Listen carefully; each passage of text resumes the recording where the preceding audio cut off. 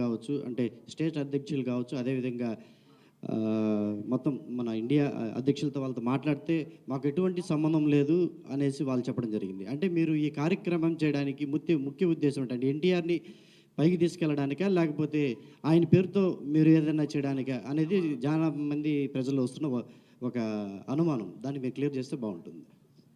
Sir, ముందుగా ఇంత కార్యక్రమం అవుట్లైన్ ఇదంతా చెప్పిన తర్వాత ఆబ్వియస్లీ తప్పకుండా అది రామారావు గారిని జనాల్లో ఇంకా బాగా బ్రహ్మాండంగా ఆయన అభిమానులు ఎంత గొప్పవాళ్ళ అని తెలిసేలా చేయటం కోసమే సార్.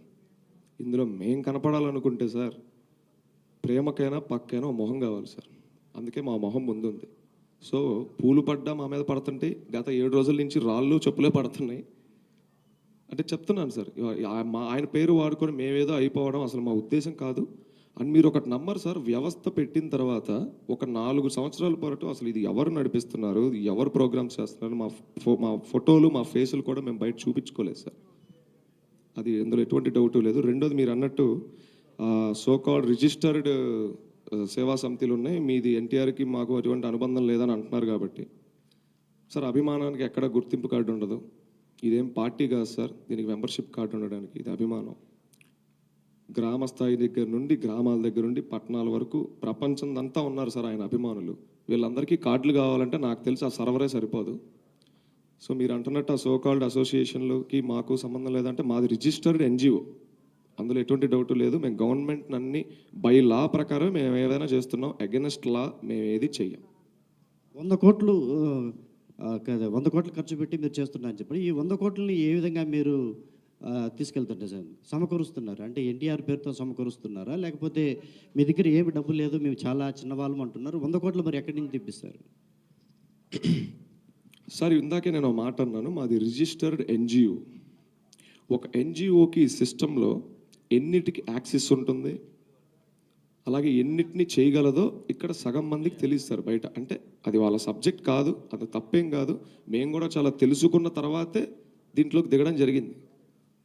100 కోట్లని మా కారు డిక్కీలో ఉన్నాయనో, లేకపోతే మా ఇంట్లో ఉన్నాయనో, మా సభ్యుల దగ్గర ఉన్నాయనో మేము ఎక్కడా చెప్పలేదు సార్. 100 కోట్ల రూపాయల సేవా యజ్ఞం, దాన్ని ఎగ్జాక్ట్లీ ఇంగ్లీష్లో ట్రాన్స్లేట్ చేస్తే 100 crore rupees social impact initiative. అంటే మీ జోబులో నుంచి ₹1 తీసి ఖర్చు పెట్టారంటే ఆబ్వియస్లీ ఇంకొకళ్ళు వచ్చి ₹9 ఖర్చు పెట్టి చేసేటట్టు మీరు చేశారు. అక్కడ ₹10 సేవ చేయించినట్టు మీరు.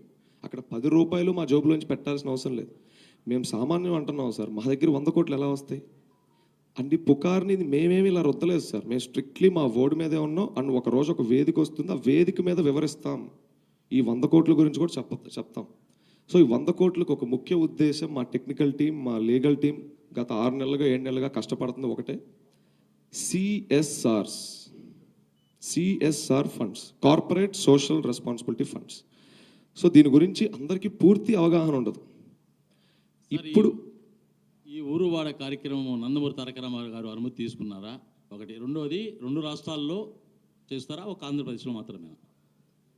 సార్, మాకు వాస్తవానికి మంచి పనికి ఎవరు పర్మిషన్ అవసరం లేదని మేము బలంగా నమ్ముతున్నాం. కానీ నేను మన ఇంటర్వ్యూలో కూడా మాట అన్నాను, మేము మా హీరో గారికి మేము ప్రతిదీ వివరించుకొనివ్వండి. ఒక్కసారి రోడ్డు మీద నడుచుకుంటా వెళ్ళిపోయే ఒక అభిమాని, ఒకప్పుడు కథలు చెప్తున్నాను మీకు, జరిగినవి ఇవి. రోడ్డు మీద నడుచుకుంటా వెళ్ళే ఒక అభిమాని హీరో ఇంటి ముందాగి హీరో గారి గేటు దగ్గర ఒక 2-3 రోజులు అలాగే కూర్చుంటే హీరో గారు బయటకు వచ్చి ఫోటో ఇచ్చి వెళ్ళినటువంటి వ్యక్తి మా రామారావు గారు. అలాంటిది 7 సంవత్సరాల నుంచి ఇంత సర్వీస్ చేస్తా, ఇంత అంటే మేము ఒక్కలమే చేస్తామని మేము ఎప్పుడు చెప్పట్లేదండి. మాది కూడా మేము ఎగ్జాగరేట్ చేయట్లేదు, జనాలే ఎగ్జాగరేట్ చేస్తున్నారు. మేము కామ్గా సోషల్ మీడియా పోస్టర్ వేసుకొని వెళ్ళిపోయాం, జనాలే దాన్ని ఇక్కడ దాకా తీసుకొచ్చారు. సో అలాగా చిన్న అభిమాన్ని కూడా కలిసే మా రామారావు గారు ఇన్ని సంవత్సరాలుగా మేము ఇంత కష్టపడుతుంటే మమ్మల్ని ఎందుకు కలవట్లేదు? మేము ఆయన్ని కలిసి మొరపెట్టుకొని, అన్న మేము ఇంత కష్టపడుతున్నాం మీ గురించి, ఇలా ఒకటి అనుకుంటున్నాం, ఇది చేస్తే బాగుంటుందా లేదా ఒక్కసారి చూడండి అన్న, మా వయసు చాలా చిన్నది, మాకెవరు గైడెన్స్ లేరు, మేమే తడబడుకుంటా కింద పడతా లేస్తా చేస్తున్నాం చెప్పాలని ఎప్పటి నుంచో ఉందండి. కానీ అవకాశం ఎందుకు రావట్లేదో మాకు కానీ, మా కోర్ కమిటీ సభ్యులకు కానీ, మా తల్లిదండ్రులకు కూడా ఎప్పుడు నాకు అది అర్థం కాని ప్రశ్న. కాబట్టి అనుమతి తీసుకోవడం అంటే ఇదే సార్, మంచి పనికి అయితే అనుమతి లేదు, ఆయనే స్టార్ట్ చేయమన్నారు, అందుకే చేసాం. అంటే ఒక నిమిషం, ఇది ఎప్పుడు స్టార్ట్ అయింది మీ ఎన్జిఓ అనేది? సార్ యాక్చువల్గా ఎన్జిఓ కంటే ముందు ఒక చిన్న ఫ్యాన్ క్లబ్గా స్టార్ట్ అయింది 2020 కోవిడ్ ఫస్ట్ వేవ్లో. ఒక 6 నెలలకి మాకంటూ ఒక సపరేట్ ఇంట్రెస్ట్ చూపిస్తున్నారు ఆడియన్స్ మా కంటెంట్కి. దాన్ని ఎన్జిఓగా చేంజ్ చేద్దామని అనుకున్నాం. ఎన్జిఓగా చేంజ్ చేయగానే ఫస్ట్ ప్రోగ్రామే 50 ఊర్లో చేసాం, ఆంధ్ర, తెలంగాణ, కర్ణాటకలో. ఎందుకంటే ఆ టీం కూడా ఎగ్జైట్ అయ్యారు మా కాన్సెప్ట్కి. మన రాజీవ్ కనకాల గారే పోస్టర్ లాంచ్ చేశారు. అలా తేరుకున్నాం అనేసరికి సెకండ్ వేవ్ వచ్చింది సార్. సోషల్ మీడియాలో కాదండి, ఎన్జిఓ అంటే సోషల్ సర్వీస్ చేయాలి, గ్రౌండ్ లెవెల్లో ఉండాలి. అలా ఎంతమందికి ఎన్ని సేవా కార్యక్రమాలు చేశారు, ఎలా చేశారు, ఎంతమంది మీ టీం ఉన్నారు? ప్రస్తుతానికి రిజిస్టర్డ్ వాలంటీర్స్ దగ్గరగా ఎన్ఆర్ఐస్ వీళ్ళని పక్కన పెట్టుకుంటే 27,000 మంది వాలంటీర్లు పైచిలుకు వాలంటీర్లు ఉన్నారు సార్. ప్రోగ్రామ్స్ అంటే చెప్పాను, అన్నదానంతో స్టార్ట్ చేసి కోవిడ్ సెకండ్ వేవ్ రావడం వల్ల మేము కోవిడ్లో చాలా సర్వీసులు చేసాం సార్. అవి మాకు చాలా బలాన్ని కూర్చుని అండ్ మా టీం కూడా ఇంకా చాలా మందికి వచ్చారు. ఇంట్లో ఉండిపోయే వాళ్ళని, ఆ కోవిడ్ ఎఫెక్ట్ అయిన వాళ్ళకి మేమే డెలివరీలు చేసుకొని ఇంటికి వెళ్ళి ఫుడ్, ట్యాబ్లెట్స్, మెడిసిన్స్ ఇవ్వడం జరిగింది. గేటుకి తగిలిచ్చేసి వచ్చేసేవాళ్ళు. కాకపోతే వాళ్ళు బాధలో ఉన్నారు కాబట్టి ఈ ఫోటోలు దిగి మనం బయటకు పెట్టలేం. మేము పోస్టర్లు ఏ ఊరికి ఆ ఊరు వేసాం, 10-15 ఊర్లు. ఫోన్ నెంబర్లు వేసి మీరు కానీ ఇలా ఇబ్బంది పడుతుంటే ఇంట్లో క్వారంటైన్ అయ్యి ఉంటే మటుకు ఈ నెంబర్లకు ఫోన్ చేయండి, మా టీం వచ్చి మీకు ఫుడ్ ఇచ్చేది, మెడిసిన్స్ ఇచ్చేది ఫ్రీగా. కోవిడ్తో బలపడింది సార్. మనం దాన్ని మంచిగా అనుకోవాలో చెడుగా అనుకోవాలో మాకు తెలియదు. అక్కడి నుంచి రకరకాల ప్రోగ్రాంలు, ప్లాంటేషన్స్, గవర్నమెంట్ స్కూల్స్ను కూడా మేము టచ్ చేసాం సార్. ఆంధ్ర, తెలంగాణలో పలు గవర్నమెంట్ స్కూల్స్కి వెళ్ళి అక్కడ లేనివి చిన్న సదుపాయాల్ని మేము కల్పించగలిగాం. మేమేమి లారీ ఇచ్చామని చెప్పట్లేదు, మాకెంత ఉందో మేము అంత చేయగలిగాం. ఇంకా అక్కడి నుంచి 365 రోజులు నిత్య అన్నదాన కార్యక్రమం అని, అట్ ద సేమ్ టైం స్టూడెంట్స్కి కొన్ని మోటివేషనల్ సెక్షన్స్ అని, కొన్ని పోస్టర్స్ లాంచ్ అని, అలా చేసుకుంటూ వెళ్తున్నాం. ఎన్టీఆర్ మీల్ అనే ఒక భారీ కార్యక్రమం పునాది పుంజుకుంది 1.5 సంవత్సరం క్రితం. ఎన్టీఆర్ మీల్కి ఒక బ్యాగ్ 100 crores కూడా కొద్దిగా క్లారిఫికేషన్ ఇవ్వండి. సిఎస్ఆర్ ఫండ్స్ అంటే తెలియకుండా ఏం కాదు, అందరికీ తెలుసు, ఐడియా ఉంది. మీరు తెలియదు అని చెప్పి అనొద్దండి. ఏంటి అంటే 100 కోట్లతో మేము చేస్తున్నామన్నారు. 100 కోట్లు చేస్తున్నామంటే ఆల్రెడీ ఉన్నట్లు, ఎక్కడి నుంచో వచ్చేది కాదు కదండి. ఆల్రెడీ ఉంటే మనం చెప్పాలి, ఓకేనా? సో మీరు పోస్టర్ కూడా 100 కోట్లతో చేస్తున్నాం సేవా కార్యక్రమాలు అని చెప్పి చాలా క్లియర్గా మెన్షన్ చేశారు. సో అలాంటప్పుడు ఉంటే ఉన్నదాన్ని మేము ఇంత పెద్దది చేస్తున్నామని చెప్పాలి. అసలు లేని దాన్ని మేము సృష్టిస్తామని చెప్పడం ఎంతవరకు కరెక్ట్? ఎలా దాన్ని ప్రజల్లోకి తీసుకెళ్తున్నారు? ఆ 100 కోట్ల రూపాయల ఫండ్స్ అనేది సేకరించి చేస్తారా? అది క్లారిటీగా చెప్పాలి. మేము సేకరించి కాదు, 1000 కోట్ల రూపాయలు మేము సంపాదించి దాన్ని మేము ఖర్చు పెడతాం అనేది ఒక పద్ధతి. ఆల్రెడీ మా దగ్గర ఉంది 1000 కోట్లు, మేము ఖర్చు పెడదాం అనేది ఒక పద్ధతి. సో క్లారిఫికేషన్ ఇవ్వండి. ఒక సినిమాని మనం అనౌన్స్ చేసేటప్పుడు ఒక ప్రొడ్యూసర్ దగ్గర మొత్తంలో డబ్బు ఉండదు, ఫినాన్షియర్స్ అని ఒకటి ఉంటుంది. ఇది సినిమా కాదండి. అదే సార్, ఇది సినిమా కాదండి. ఒక ఎన్జిఓ అన్నప్పుడు చాలా బాధ్యతాయుతంగా వ్యవహరించాలి. దానికి వచ్చేటువంటి ప్రతి రూపాయి కూడా ఒక సామాన్యుడి కోసం, ఒక పేద వ్యక్తి కోసం ఎవరో ఒకరు సహాయం చేసేటువంటిది. మీరు చెప్పిన సిఎస్ఆర్ ఫండ్స్ కావచ్చు, what ever it is. CSR funds అనేవి జనరల్గా ఎలా వర్క్ అవుతాయి అంటే, మనం ఆ గ్రామానికి వెళ్ళినప్పుడు మా గ్రామ కమిటీ ఏదైతే ఉంటుందో వాళ్ళని ఎడ్యుకేట్ చేయాలి. First point. ఇప్పుడు ఒక గ్రామంలో మరుగుదొడ్లు లేవనుకుందాం. ఆ గ్రామంలో మా టీమో ఆ బాధితుడో డైరెక్ట్గా టాటాకో లేకపోతే ఒక కంపెనీకో ఫోన్ చేసి, అయ్యా మా ఊర్లో మరుగుదొడ్లు లేవు, వచ్చి మరుగుదొడ్లు కట్టండి అంటే కట్టరు. దానికి ఒక ప్రణాళిక ఉంటుంది. ఫస్ట్ ఐడెంటిఫికేషన్ ఆఫ్ ది ప్రాబ్లమ్ని గుర్తించటం. 2 ప్రెజెంటింగ్ ద ప్రాబ్లమ్ని ఎలా ప్రజెంట్ చేయబోతున్నాం. 3 బడ్జెట్ అనాలిసిస్. అసలు మీ ఊర్లో ఎన్ని గడపలు ఉన్నాయి, ఎన్ని గడపలకి ఎన్ని బాయికానాలు కావాలి, బాయికానాలు కట్టిన తర్వాత మళ్ళీ వాటర్ ప్రాబ్లం ఏమన్నా ఉందా మీ ఊర్లో, ఇలా ఒక డీటెయిల్డ్ ప్రాజెక్ట్ రిపోర్ట్ అనేది ఒకటి ఉంటుంది. మనం ఊరూరు తిరిగి మన వాళ్ళని ట్రైన్ చేసుకొని రిపోర్ట్లు తయారు చేసుకొని లీగల్గా గవర్నమెంట్కి సహాయపడే విధంగా, హెల్ప్ అయ్యే విధంగా, వ్యతిరేకంగా కాకుండా దీన్ని వాళ్ళకి ప్రజెంట్ చేయడం జరుగుతుంది. It's a process sir. మనం ఇదంతా చేయకుండా 100 కోట్లు ఏ సిఎస్ఆర్ కంపెనీ మన ఎన్జిఓకి ఇవ్వదు. First point to be noted sir. And ఇంకోటి పోతే మేము 100 కోట్లతో చేసేస్తున్నాం అని ఎక్కడ చెప్పలేదు. 100 కోట్లతో చేసేస్తున్నాం అని 100 కోట్ల రూపాయల సేవా యజ్ఞం అని చెప్పాం. 100 కోట్లతో సేవా యజ్ఞం అదే సార్. సో దాన్ని ఎలా ప్రాపర్గా చేస్తారు? మీరు చెప్పినట్టు ఒక టాయిలెట్ కట్టాలన్నా ఒక ప్లానింగ్ ఉండాలి, ఒక ప్రణాళిక ఉండాలి.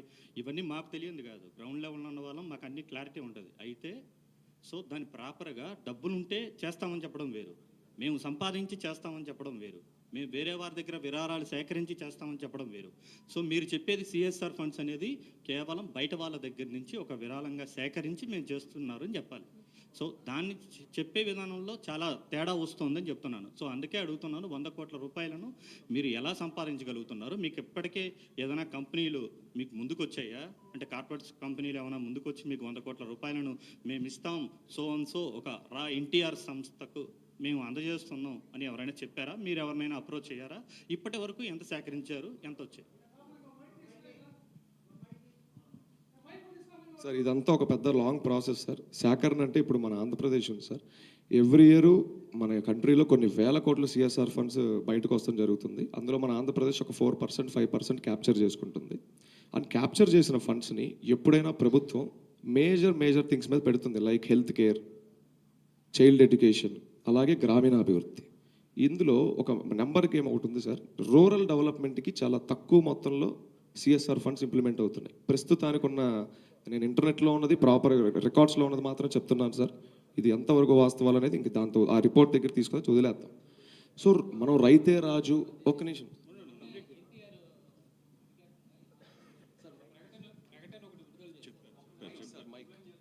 దాంట్లో మా పేరుతో ఎలాంటి డొనేషన్లు ఎక్కడా కూడా సేకరిస్తే వద్దని చెప్పారు వాళ్ళు. దాని మీద ఇవ్వాల్సిన అవసరం లేదన్నారు. మరి మీరు మీ సంస్థ, ఎన్జిఓ సంస్థ పేరుతో మీరు సేకరిస్తారా, లేదా ఎన్టీఆర్ పేరు చెప్పి సేకరిస్తారా? సార్ ఫస్ట్ ఆఫ్ ఆల్ మేము ఇది డైరెక్ట్గా వెళ్ళి అడిగే క్రౌడ్ ఫండింగ్ కాదు సార్. ఒక కార్పొరేట్ అనేవారు వాళ్ళకి సిఎస్ఆర్ ఇస్తున్నారంటే మా నుంచి వాళ్ళకి కొన్ని అఫీషియల్ పేపర్స్ వెళ్ళాలి, మేము పెట్టే ప్రతి రూపాయికి లెక్క ఉంటుంది. వ్యక్తిని అడగట్లేదు సార్, ఎప్పుడు వ్యవస్థలను అడుగుతున్నాం. సార్ హలో రూప్ గారు మా రిపోర్టర్ చెప్పింది, మా మిత్రుడు చెప్పింది చాలా క్లారిటీ. సిఎస్ఆర్ ఫండ్స్ ఒకటి మీరు ఎన్టీఆర్ పేరు తీసుకుంటారు కదా, నా పేరుతో అసలు ఎవరికి ఇవ్వద్దు అని ఎన్టీఆర్ గారి ఒక ప్రకటన విడుదల చేసినప్పుడు మీరు ఎలా ఎక్స్పెక్ట్ చేస్తున్నారు సిఎస్ఆర్ కింద పలానా కంపెనీ మీకు ఎందుకు ఇవ్వాలి? అసలు ఆ మాటకు వస్తే అది ప్రభుత్వాల పని కదా. ఇప్పుడు చెప్తున్నా మీకు స్వయంగా ఎన్టీఆర్ కార్యాలయంలో నా పేరుతో ఎవరికి డబ్బులు ఇవ్వద్దు, విరాళాలు ఇవ్వద్దు, ఫండ్స్ ఇవ్వద్దు అని చెప్పినప్పుడు మీరు ఎన్టీఆర్ మీరు కంపెనీస్ దగ్గరికి వెళ్ళి మీ సిఎస్ఆర్ కింద మీరు ఇవ్వాల్సిన నిధులంతా మాకేమని మీరు ఎలా అడుగుతారు? అసలు మీకు రైట్ ఎక్కడుంది అని అంటే ఏం చెప్తారు? ఇవ్వాల్సిన నిధులన్నీ కాదు సార్, ఆ ప్రాబ్లంకి కావాల్సిన అంత నిధి మాత్రమే. ఇంకోటి వచ్చేసరికి సార్, మనది official register NGO sir, paper work అంతా ప్రాపర్గా ఉంది. సో దీనికి ఒక అకౌంట్ ఉంటుంది, దానికి ఆడిటింగ్ ఉంటుంది, అందులో ఉన్న ఏ రూపాయిని ఎవరు టచ్ చేయలేరు, ఫస్ట్ పాయింట్. అండ్ ఇంకోటి మీరు అన్నారు ఎన్టీఆర్ గారు ఎవరు ఇవ్వద్దు అన్నారు అని, అదే సార్ నేను అంటుంది. ఒక వ్యక్తి దగ్గరికి వెళ్ళినప్పుడు ఎటువంటి పేపర్ వర్క్ ఏది అవసరం లేదు. ఆ వ్యక్తి దగ్గర 2 ఎమోషనల్ మాటలు మాట్లాడో లేకపోతే ఇంకేదో చేసో మనం డబ్బులు వాళ్ళ దగ్గర వేయించుకోవచ్చు, కానీ మేము ఆ తప్పు చేయం. ఫ్యాన్స్ ఎమోషన్స్తో మేము ఆడుకోం.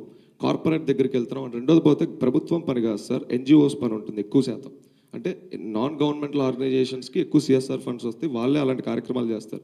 ఉదాహరణకి చాలా బ్రిడ్జిలు మన ఆంధ్రప్రదేశ్లో కూడా వరల్డ్ బ్యాంక్ లాంటివి పెద్ద కంపెనీలు కట్టించున్నాయి 100 కోట్లు ఇన్వెస్ట్ చేసి. సో మనం ఎంత పెద్ద రాష్ట్రంలో ఇంత పెద్ద వాలంటీర్ నెట్వర్క్లో మేము ఎంత పెద్ద ప్రోగ్రామ్కి చెప్పిన నెంబర్ 100 కోట్లు మాత్రమే. 100 కోట్ల రూపాయల సేవాయజ్ఞం అనేది 100 కోట్లు అనేది we are acting as a bridge between the need and the సిఎస్ఆర్కి వాళ్ళకి నీడ్గా మనం బ్రిడ్జ్గా వ్యవహరిస్తున్నాం. 100 కోట్లు అనేది మా టార్గెట్ మాత్రమే. 100 కోట్లు మా దగ్గర ఉన్నాయని మేము చెప్పలేదు. అండ్ మీరు ఇప్పుడు వచ్చిన లెటర్ ప్రకారం దీనికి చాలా టైం పడుతుంది సార్. ఇప్పుడు ఎస్ సార్, రాడికల్గా ఏం వెళ్ళమండి. దానికి మీరు చెప్పిన వాటి కాన్సిక్వెన్సెస్ అన్నీ సార్ అదే చెప్పబోతున్నాను సార్. చాలా రెస్పాన్సిబుల్గా నందమూరి తారక రామారావు గారికి గౌరవం ఇస్తూ, ఆయన మాట గౌరవం ఇస్తూనే మా ప్రాసెసింగ్ మీద ఉండబోతుందండి. ఎందుకంటే ఇవాళ చెప్పవి నెక్స్ట్ మంత్లో చేసే ప్రోగ్రామ్ కాదు ఇది. మేము పెట్టుకున్న టార్గెట్కి, మేము పెట్టుకున్న టైం ఫ్రేమ్కి there will be a due process. ఇక్కడి నుంచి తర్వాత అడుగులు ఎలా ఉంటాయి అనేది వీల్ టేక్ ఎ కాల్. చాలా రెస్పాన్సిబుల్గా, చాలా బాధ్యతాయుతంగా వ్యవహరిస్తాం. అంతేగాని ప్రతి రూపాయికి అకౌంటబిలిటీ ఉంటుంది. అలా అని చెప్పేసి ఎవరి మీద వెళ్ళి విరాళాలు తీసుకోవడం, ఇక్కడున్న ఫ్యాన్స్ అనే కాదు లైవ్ ద్వారా వీక్షిస్తున్న అభిమానుల దగ్గరికి కానీ మీరు కనుక్కోండి, ఇప్పటి వరకు ₹1 విరాళం కూడా మేము అడగలేదు.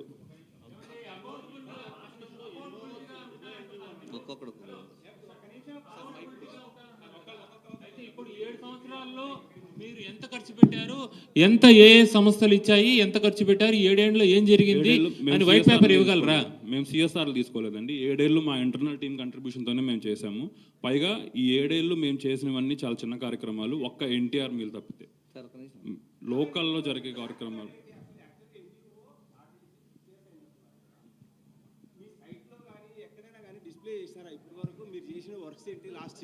సైట్లో మొత్తం 24 కార్యక్రమాలు, అసలు ఆ కార్యక్రమం అంటే ఏంటి, ఆ కార్యక్రమంలో ఏం చేసాం క్లియర్గా పెట్టాం.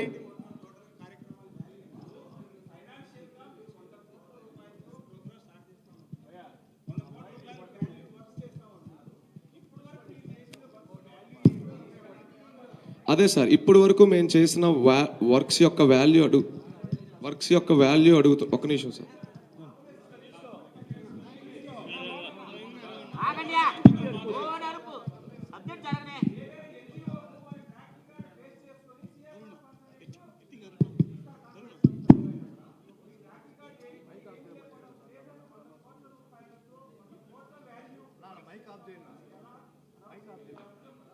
ఇప్పటి వరకు మొత్తం సెల్ఫ్ ఫండెడే సార్. దీనికి ప్రాపర్ లెక్క అంటే చెప్పలేం, ఎందుకంటే ఒక అకౌంట్ ద్వారా కానీ, ఒక కరెంట్ అకౌంట్ ద్వారా కానీ ఏదైనా ఒక ట్రాన్సాక్షన్ జరిగిందంటే దాన్ని చెప్పగలం. మేము అన్నాం కదా సెల్ఫ్ ఫండెడ్. ఎన్టీఆర్ మిల్ విజయవాడలో జరుగుతుంది, ఎన్టీఆర్ మిల్ హైదరాబాద్లో జరుగుతుంది, ఎన్టీఆర్ మిల్ తమిళనాడులో జరుగుతుంది. ఎన్ని ఊర్లో 160 సెంటర్స్లో ఎవరి ఖర్చు వాళ్ళు మాత్రమే పెట్టుకున్నారు. మా ఇన్ఛార్జెస్ మేము ఎంచుకునే ఇన్ఛార్జెస్కి ఒక వృత్తి ఉంటుంది. వ్యాపారం అవ్వనివ్వండి, ఉద్యోగం అవ్వనివ్వండి, వాళ్ళ ఊర్లో వాళ్ళు ప్రోగ్రామ్ నడిపించుకునే శక్తి వాళ్ళకు ఉంటుంది. సో వాళ్ళు ఎంత ఖర్చు పెట్టారో మాకు చెప్పక్కర్లేదు. అండ్ మా నుంచి వాళ్ళకేమి, వాళ్ళ నుంచి మాకేమి టూ అండ్ ఫ్రో ట్రాన్సాక్షన్స్ అనేవి లేవు. అందుకే నేను అమౌంట్ బయట చెప్పలేము ఇప్పటిదాకా జరిగింది. బట్ ఇక మీదట జరిగేకి మాత్రం ఒక రికార్డు ఉంటుంది. సిఎస్ఆర్ ఫండ్స్ అలా వస్తాయి. అండ్ సిఎస్ఆర్ ఫండ్స్కి మేము ఎలిజిబుల్ అంటే ఎస్, వీఆర్ ఎలిజిబుల్. చెప్తున్నాం, ఒక వ్యవస్థని రిజిస్టర్ చేసి 3 సంవత్సరాలు అయి ఉండాలి సిఎస్ఆర్ ఫండ్స్ ఎలిజిబుల్ అవ్వాలంటే. This is the first thumb rule. ఇంకొక 2 రోజుల్లో మేము 3 సంవత్సరాలకి ఎలిజిబిలిటీ ఫస్ట్ క్రైటీరియా వచ్చేస్తుంది. అంటే రాకుండానే, ఎలిజిబిలిటీ రాకుండానే మీడియా సమావేశం ఏర్పాటు చేశారా సార్? ఎలిజిబిలిటీ వచ్చాక ప్రోగ్రామ్ స్టార్ట్ చేస్తున్నాగా. మేము ఎలిజిబిలిటీ రాకుండా ఊరువాడ స్టార్ట్ అయిందని చెప్పలేదండి. సిఎస్ఆర్ ఫండ్స్ అనేది గవర్నమెంట్ కన్సైకిల్లో ఉంటుంది. అంటే ఆ నియోజకవర్గ ఎమ్మెల్యే అడిగితేనే ఆ సిఎస్ఆర్ ఫండ్స్ కూడా రిలీజ్ చేస్తారు కొన్ని కార్యక్రమాలకి. అవన్నీ లేకుండా, అవన్నీ తెలియకుండా ఇప్పుడు సిఎస్ఆర్ ఫండ్స్ ద్వారా సేవా కార్యక్రమం అంటారు. అయితే పోస్టర్ లాంచింగ్లో మాత్రం 100 కోట్ల రూపాయలతో ప్రజాసేవ అని కార్యక్రమం అని చెప్పారు. అది ఎంతవరకు, ఇప్పటి వరకు మీరు స్వతహాగా ఏదైనా ఫండ్స్ వేసుకున్నారా ముందుగా? మా జోబుల్లో నుంచి మాకు చాలా వేసుకున్నాం సార్. వేసుకోకుండా వ్యవస్థ ఇంత దూరం రాదు. అలానే మేము ఒక్కళ్ళం వేసుకున్నాం అని చెప్పాలా. రెండోది పోతే గవర్నమెంట్ అప్రూవల్ మాత్రమే ఉండాలంటే రాంగ్ సార్. గవర్నమెంట్ని సీసీలో పెడతాం కాపీ, ఫస్ట్ థింగ్. రెండోది ఎన్జిఓస్కి చాలా మేజర్ యాక్సెసెస్ ఉంటాయి ఈ కార్పొరేట్స్తో. మీరు రికమెండ్ చేయొచ్చు కానీ ఫండ్స్ మీ చేతికి ఇవ్వాలని తెలియదా? అదే సార్ నేను అంటున్నా, ఫండ్స్ మా చేతికి ఇవ్వకపోతే మాకేంటి సార్ ప్రాబ్లం? ఆ ఊర్లో పని జరుగుతుంది కదా. నేనేమంటున్నా అంటే, నేను చెప్పేది సేవా కార్యక్రమం అంటే మీరు చేయాలి కదా అంటాను. అవును సార్, అది మేము చేసిన ప్రాసెస్ కదా సార్. రిపోర్ట్ తయారు చేసేది ప్రజలకు చేసేది సార్. గ్రౌండ్ లోకి వెళ్తుంది మేము. దాంట్లో మీకేం సంబంధం? గ్రౌండ్ లోకి వెళ్తుంది మేము. గవర్నమెంట్ ప్రజలకి సిఎస్ఆర్ ఫండ్స్ తో సేవ చేస్తుంది. దాంతో మీకేం పని? అక్కడే చెప్తున్నాను కదా సార్, మన ఆంధ్రప్రదేశ్ కేటాయించిన ఒక 4% సిఎస్ఆర్ ఫండ్స్ లో చాలా తక్కువ మొత్తం మాత్రమే రూరల్ డెవలప్మెంట్ మీద వెళ్తున్నాయి. మా మెయిన్ దృష్టి రూరల్ డెవలప్మెంట్, గ్రామీణాభివృద్ధి. మా మెయిన్ దృష్టి దీని మీదే ఉంటుంది. సో ఇక్కడ మేము వెళ్ళి ఒక రిపోర్ట్ తయారు చేసి ప్రతి ఊర్లో మా వాలంటీర్స్ని, మా టీంని ఎడ్యుకేట్ చేసి వాళ్ళకి చైతన్యవంతం చేసి, సార్ విలేజ్లో యుఎస్ పోలో షర్ట్ వేసుకునే రేంజ్కి వెళ్ళినాయి సార్ గ్రామాల వాళ్ళ. అలాంటిది మేము జేపీ గారిని కలిసాం సార్. ఇది చెప్పుకోవాలి, ఇది జయప్రకాష్ నారాయణ గారు కలిసాం సార్ ఈ ప్రోగ్రామ్కి సంబంధించి కొన్ని కీలకమైన నిర్ణయాల కోసం. సార్కి మొత్తం చెప్పిన తర్వాత ఆయన ఒక మాట అడిగారు మమ్మల్ని, నాకు ఒక మాట ఇవ్వాలి మీరు, నేను దీనికి ఏదన్నా మీ ఐడియాకి మీ చిన్న వయసు ఒక మాట ఇవ్వాలన్నారు. ప్రజల్ని ఎప్పుడూ సోమరబోతులు చేయకండి. ఈ ప్రోగ్రాం ద్వారా ఊర్లో ఎవరి మరుగుదొడ్డి వాడికి ఎలా కడుక్కోవాలో నేర్పించండి. మేము వెళ్ళి మీ మరుగుదొడ్లు కడుగుతామని ఎవ్వరికి చెప్పకండి. ఒక రాజకీయ పార్టీ అయినా, ఒక సేవా సంస్థ అయినా ఈ 2 రూల్స్ని గుర్తుపెట్టుకుంటే ఖచ్చితంగా మీరు ప్రజలకు మంచి చేస్తున్నట్టే. ఫస్ట్ ఆఫ్ ఆల్, మీ వెనక ఎవరో ఉన్నారని ఒక 5 రోజుల నుంచి ఒకటే రాసేస్తున్నారు. మా వెనకాల నిజంగా ఎవరూ లేరు. ఆయన మీద ఒక ఎమోషన్ ఉంది. రామారావు కూడా ఉన్నారని కాదు ఇక్కడ. దాని అర్థం రామారావు గారు అసలు మా వెనకాల ఎందుకు ఉంటారు సార్? ఆయన మీద ప్రేమ మట్టుకే ఉంది. ఎందుకంటే మేము చేస్తుంది ఆయన కోసం కాబట్టి, ప్రజల మంచి కోసం కాబట్టి. మన ఇంట్లో మనకు ఒక కుటుంబం ఉంటుంది సార్, లేదా మన ఫ్రెండ్ సర్కిల్ ఉంటుంది. ఎప్పుడు పక్కన ఒక 2 ఫ్రెండ్స్ ఉంటారు. ఆ 2 ఫ్రెండ్స్ ఏం చెప్తున్నారో మాత్రమే మనం వింటాం. కానీ ఆ గేటు బయట అల్లాడిపోయేవాడిని మనం అంత ఫాస్ట్గా చూడలేము సార్. అసలు హీరో గారికి మా గురించి ఎలాంటి మాటలు చెప్పారు అంటే, నేను పత్రికా సభ్యుల నుంచే నేను కొన్ని విన్నాను. నేను పేర్లు చెప్పలేను.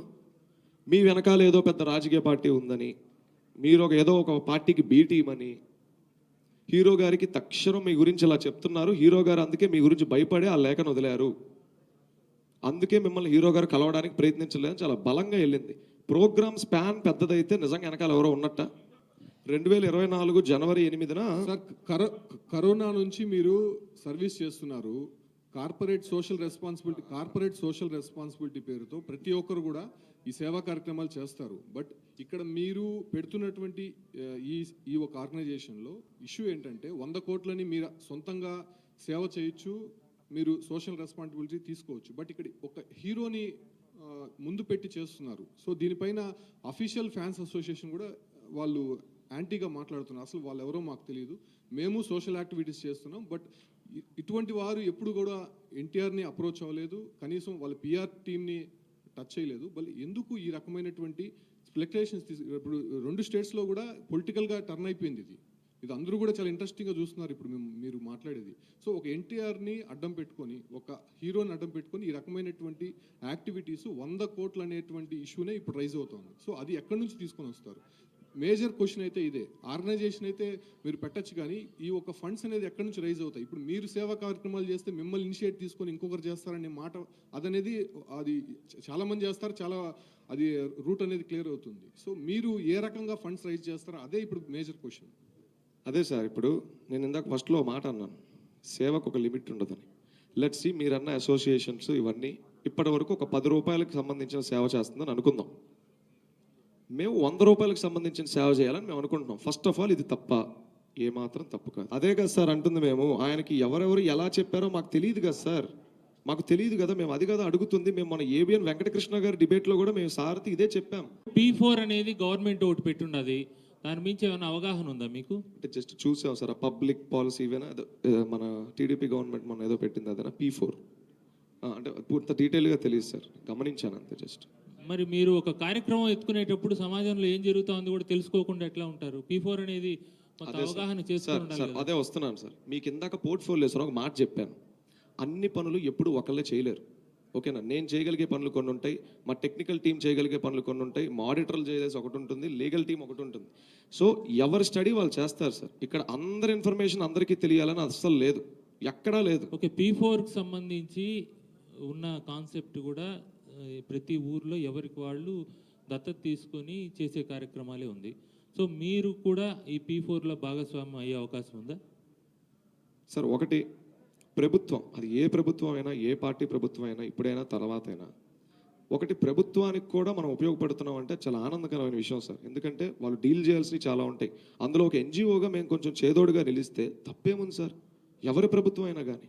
నిజంగా వాళ్ళ నుంచి మేము నిజంగా ఒక 2-3 ఏళ్ళు బాగా కష్టపడి దీన్ని బాగా ల్యాండ్ చేయగలిగితే, ప్రభుత్వం కలిసి పని చేద్దామమ్మా, మంచి పని మీరు చేస్తుంది, ఇప్పుడు గవర్నమెంట్ కొన్ని స్కీమ్స్ పెడుతుంది, కలిస్తే బాగుంటది అనుకున్నప్పుడు తప్పకుండా కలుస్తాం. 3 ఏళ్ళు తర్వాత కలుస్తాం అనేది కాదండి, ఇప్పుడు లైన్లో ఉంది P4 అనేది, ఇప్పుడు ఉంది. సో మీరు ఇమీడియట్ గా కూడా P4తో కూడా కలిసి పనిచేసేదానికి ఎక్కడైనా దత్తత తీసుకుని కొన్ని కుటుంబాలని బాగు చేయడానికి ప్రయత్నం చేయొచ్చు కదా.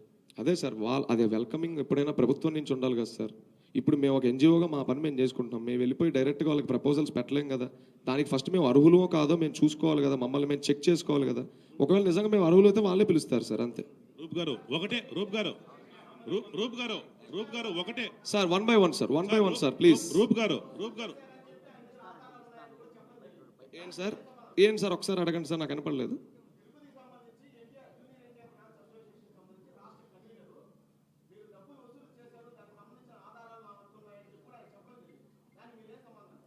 ప్రూఫ్, మనకి కథనాలు వద్దు సార్, ప్రూఫ్లు ఉంటే పెట్టండి, ఇవ్వమనండి సార్. ఇప్పుడు నాకు ఎవరో దృష్టికి తెచ్చారు మన మీడియా మిత్రులే, ఏఎస్పీ గారిని కలిశారు, మీ మీద కంప్లైంట్ ఇచ్చారు, మీరు తప్పు చేస్తున్నారు అన్నారు.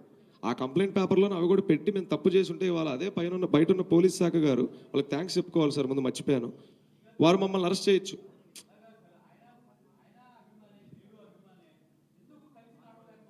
మేము కలవకుండా నడవట్లేదని ఎక్కడా చెప్పలేదు సార్. నేను మీకు మాట చెప్తాను సార్, అదే సార్ చెప్పబోతున్నాను సార్. అది ఎవరెవరికి పర్సనల్ ఎజెండా ఏంటో వెండెట్టాలు ఏంటో మనకు తెలియవు.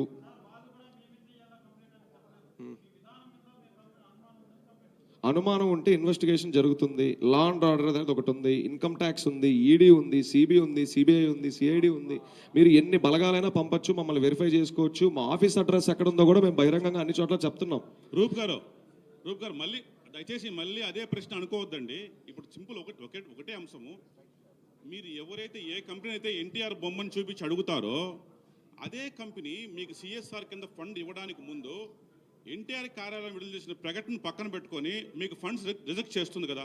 ఒకటి కాదు, మీరు ఏది అప్లై చేసినా సిఎస్ఆర్ కింద ఖచ్చితంగా రిజెక్ట్ అవుతుంది. ఎందుకంటే రా ఎన్టీఆర్కి మీరు ఎలాగో ఎన్టీఆర్ బొమ్మ చూపిస్తారు, అందులో 100% సిఎస్ఆర్ కింద మీరు అడుగుతారు కదా. అదే రా ఎన్టీఆర్ సంస్థ అప్లై చేస్తే మీకు వచ్చి ఎన్టీఆర్ విడుదల చేసిన ప్రకటన మీకు చూపించి మీకు ఫండ్ రిజెక్ట్ చేస్తారు కదా. అన్ని చోట్ల మీకు ఎదురు కాకూడదు, అలాంటి సందర్భం రాదనుకుంటున్నారా? ఈ స్టేట్మెంట్ కరెక్ట్గా 5 రోజుల కిందటే వచ్చింది సార్ మా రామారావు గారి ఆఫీస్ నుంచి. ఎన్టీఆర్కి రా ఎన్టీఆర్కి సంబంధం లేదు అని. అందుకే మేము వెంటనే ఒక న్యూస్ ఛానల్ అడిగినప్పుడు మేము డిబేట్లో మొరపెట్టుకున్నాం. మేము పడుతున్న కష్టాలు ఇది, మా ప్రాబ్లమ్స్ ఇవని.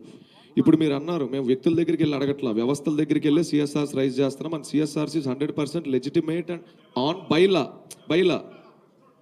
అదే సార్ నేను అంటుంది, ఇది ప్రెస్ మీట్ ప్లానింగ్ కంటే తర్వాత జరిగింది, ఇది ప్రెస్ మీట్లో మనం మాట్లాడుకోవడం కంటే తర్వాత జరిగింది, 4 రోజుల కింద జరిగింది. దీని వెనకాల ఎవరున్నారు, ఎందుకు ఇలాంటి స్టేట్మెంట్ వచ్చింది, 7 సంవత్సరాలుగా కష్టపడి పనిచేస్తున్న ఒక వ్యవస్థ మీద ఇలా వేయడానికి గల రీజన్స్ ఏంటి, ఇవేం మాకు తెలియవు కదా. మేము బాధపడుతుంది అదే కదా ఇప్పుడు మీ ముందుకు వచ్చి వ్యక్తం చేసుకుంటుంది. అండ్ మంచి పని ఎవరు ఆపాలని ఎవరు చూడరు సార్. గవర్నమెంట్కి అన్ని లెక్కలు చెప్పాలి సార్. ఎవరు ఇక్కడ సిఎస్ఆర్ ఫండ్స్ని మిస్యూజ్ చేయడానికి లేదు. అది మనం ఇండివిజువల్గా ఎవరి దగ్గరన్నా ఫండ్ తీసుకుంటే దాన్ని ఏమైనా చేయగలరు. సిస్టంలో మన అందరి ముందు జరుగుతున్నాయి, మన అందరికీ తెలిసిందే. ఇదేందా మనం దాపరికాలు ఏం లేవు. కానీ ఒక వ్యవస్థ దగ్గర మనం ఒకటి తీసుకుంటున్నాం అంటే దానికి ప్రతిదీ పేపర్ వర్క్ ఉంటుంది. ఇన్ రిటర్న్ మేము వాళ్ళకి కొన్ని సర్టిఫికేట్స్ ఇష్యూ చేయాలి. ఇదేది కూడా గవర్నమెంట్కి తెలియకుండా జరగదు, మేము దాచిపెట్టేది కాదు సార్. ఈ పరిస్థితి ఇప్పుడు ఎదురైంది అంటున్నాను నేను. దీని ప్రోగ్రామ్ స్టార్ట్ చేయకముందు, మేము పోస్టర్ వేయకముందు, ప్రెస్ మీట్ అనౌన్స్ చేయకముందు జరగలేదు. 5 రోజుల కింద జరిగింది సార్. అదే సార్, అలాంటి కేసు పెట్టిన రోజు మేము తప్పు చేస్తే దాన్ని ఎదుర్కోవడానికి మేము సంసిద్ధంగా ఉన్నాం సార్. సాయిరూప్ ఇటు మీరు 7 ఏళ్ళుగా కార్యక్రమాలు చేస్తున్నారు. అయితే ఇప్పటి వరకు కూడా ఎన్టీఆర్ గుర్తించలేదు కాబట్టి ఈ కార్యక్రమం ద్వారా అట్రాక్ట్ కావాలని చెప్పేసి ఈ కార్యక్రమాన్ని తీసుకొచ్చారా?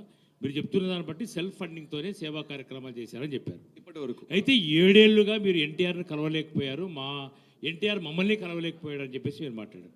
మరి ఎన్టీఆర్ మీతో మాట్లాడాలని మాత్రమే ఈ కార్యక్రమానికి తెరతీశారా? లేదు అంటే దీని వెనకాల ఏదైనా పొలిటికల్ మోటో ఉందా? అంటే ప్రత్యక్షంగా పరోక్షంగా చాలా విమర్శలు వస్తున్నది ఏంటంటే రాజకీయ విద్వేషాలు చెలరేగే విధంగానే వ్యవహరిస్తున్నారని ప్రధానమైన ఆరోపణ రాష్ట్ర రాజకీయాల్లో చర్చగా కొనసాగుతుంది. అలాంటి ఇంటెన్షన్ మోటో ఏదైనా మీకుందా? స్పష్టంగా చెప్పేయండి. ఎందుకంటే మీరు ఎన్టీఆర్ మీతో మాట్లాడలేదు కాబట్టి ఈ కార్యక్రమం చేస్తున్నాం అన్నట్టుగానే మీరు ఇందాక మాట్లాడారు. మరి ఎన్టీఆర్తో మాట్లాడితే ఈ సేవాయజ్ఞం ఆగిపోతుందా? లేదు ఈ సేవాయజ్ఞం కొనసాగాలంటే ఎన్టీఆర్ సహకారం ఉండాలని చెప్పేసి మీరు కోరుకుంటున్నారు? ఎన్టీఆర్ గారితో మాట్లాడే అవకాశం వచ్చిన రోజు మా అన్నకి మేము ఈ కాన్సెప్ట్ని ఇంకొకసారి ఎలాబొరేటివ్గా క్లియర్గా చెప్పుకొని అప్రోచ్ ఇదన్నా, లీగాలిటీస్ ఇవన్నా, ప్రోగ్రామ్ అవుట్పుట్ ఎలా ఉండబోతుంది, ఇంత స్పాన్ ఉంది, ఇన్ని సంవత్సరాలను ఇవన్నీ చెప్పి ఒక సినిమా కథని ఎలా అయితే ఫుల్ బౌండ్ స్క్రిప్ట్గా చెప్తామో ఈ ఊరువాడని అలాగే చెప్పి, అరే నువ్వు ఆపేరా నాకొద్దు అంటే ఒక టైట్ హగ్ ఇచ్చి క్షమించన్నా నేను ఇబ్బంది పెట్టుంటే అని చెప్పి నేను అక్కడ వెనక్కి తిరిగి చూడకుండా వెళ్ళిపోయి నా పని నేను చేసుకుంటాను. ఫిక్స్ ఇందులో. హలో సార్ నేను అదే అంటున్నాను సార్. కార్యాలయం ప్రకటన చేసిందంటే మాకు ఎక్కడ అఫీషియల్గా ఒక లీగల్ నోటీస్ రాలేదు. నేను అదే చెప్తాను. నేను ఆ లెటర్ని అవమానించట్లేదు సార్. వినండి సార్. నేను ఆ లెటర్ని అవమానించట్లేదు. మాకు ఇందులో ఎంతవరకు ఆథెంటిసిటీ ఉంది, ఆయనకి మా గురించి ఎలాంటి విషయాలు చెప్పి లెటర్ వేయించారో మాకు డౌట్ ఉంది. నేను ఆ 4-5 పక్కనుండే వాళ్ళ పేర్లు చెప్పను సార్, ఎప్పటికీ చెప్పను. వాళ్ళు ఎవరో అందరికీ తెలుసు, మీడియా మిత్రులకి. సార్ అదే కదా సార్ అంటుంది 2024. ఇందాక నా డేట్ కూడా చెప్పి ఆపేశారు, నేను చెప్పనే లేదు. 2024 జనవరి 8న మన దేవరా సినిమా టీజర్ లాంచ్ అయిన తర్వాత రాత్రి ఎప్పుడు 9ంటికి ఒక ఫ్యాన్స్ కన్వీనర్, ఆయన కూడా, నేను ఆయన పేరు కూడా చెప్పను, ఇందాక మీరు అన్నట్టు ఈ సోకాల్ తిరుపతి కన్వీనర్ లాగా ఆయన కూడా ఒక ఫ్యాన్స్ కన్వీనర్. అమ్మ హీరో నిన్ను కలవాలనుకుంటున్నాడు, హీరో గారితో ఒకసారి నువ్వు మాట్లాడాలి, మీ నుంచి ఎంతమంది వస్తారో రెడీ అవ్వండి అన్నారు. ఓకే అన్నాను సార్. అమ్మ ఆనందపడ్డాను. ఓకే ఆయన చెప్పుకునే 2024 జనవరి సార్, ఇది 2 ఏళ్ళ క్రితం అనుకున్నాం. టైం బీయింగ్ అటు నుంచి ఎటు రెస్పాన్స్ లేదు, ఏమీ లేదు, ఇంకంతా షట్ డౌన్.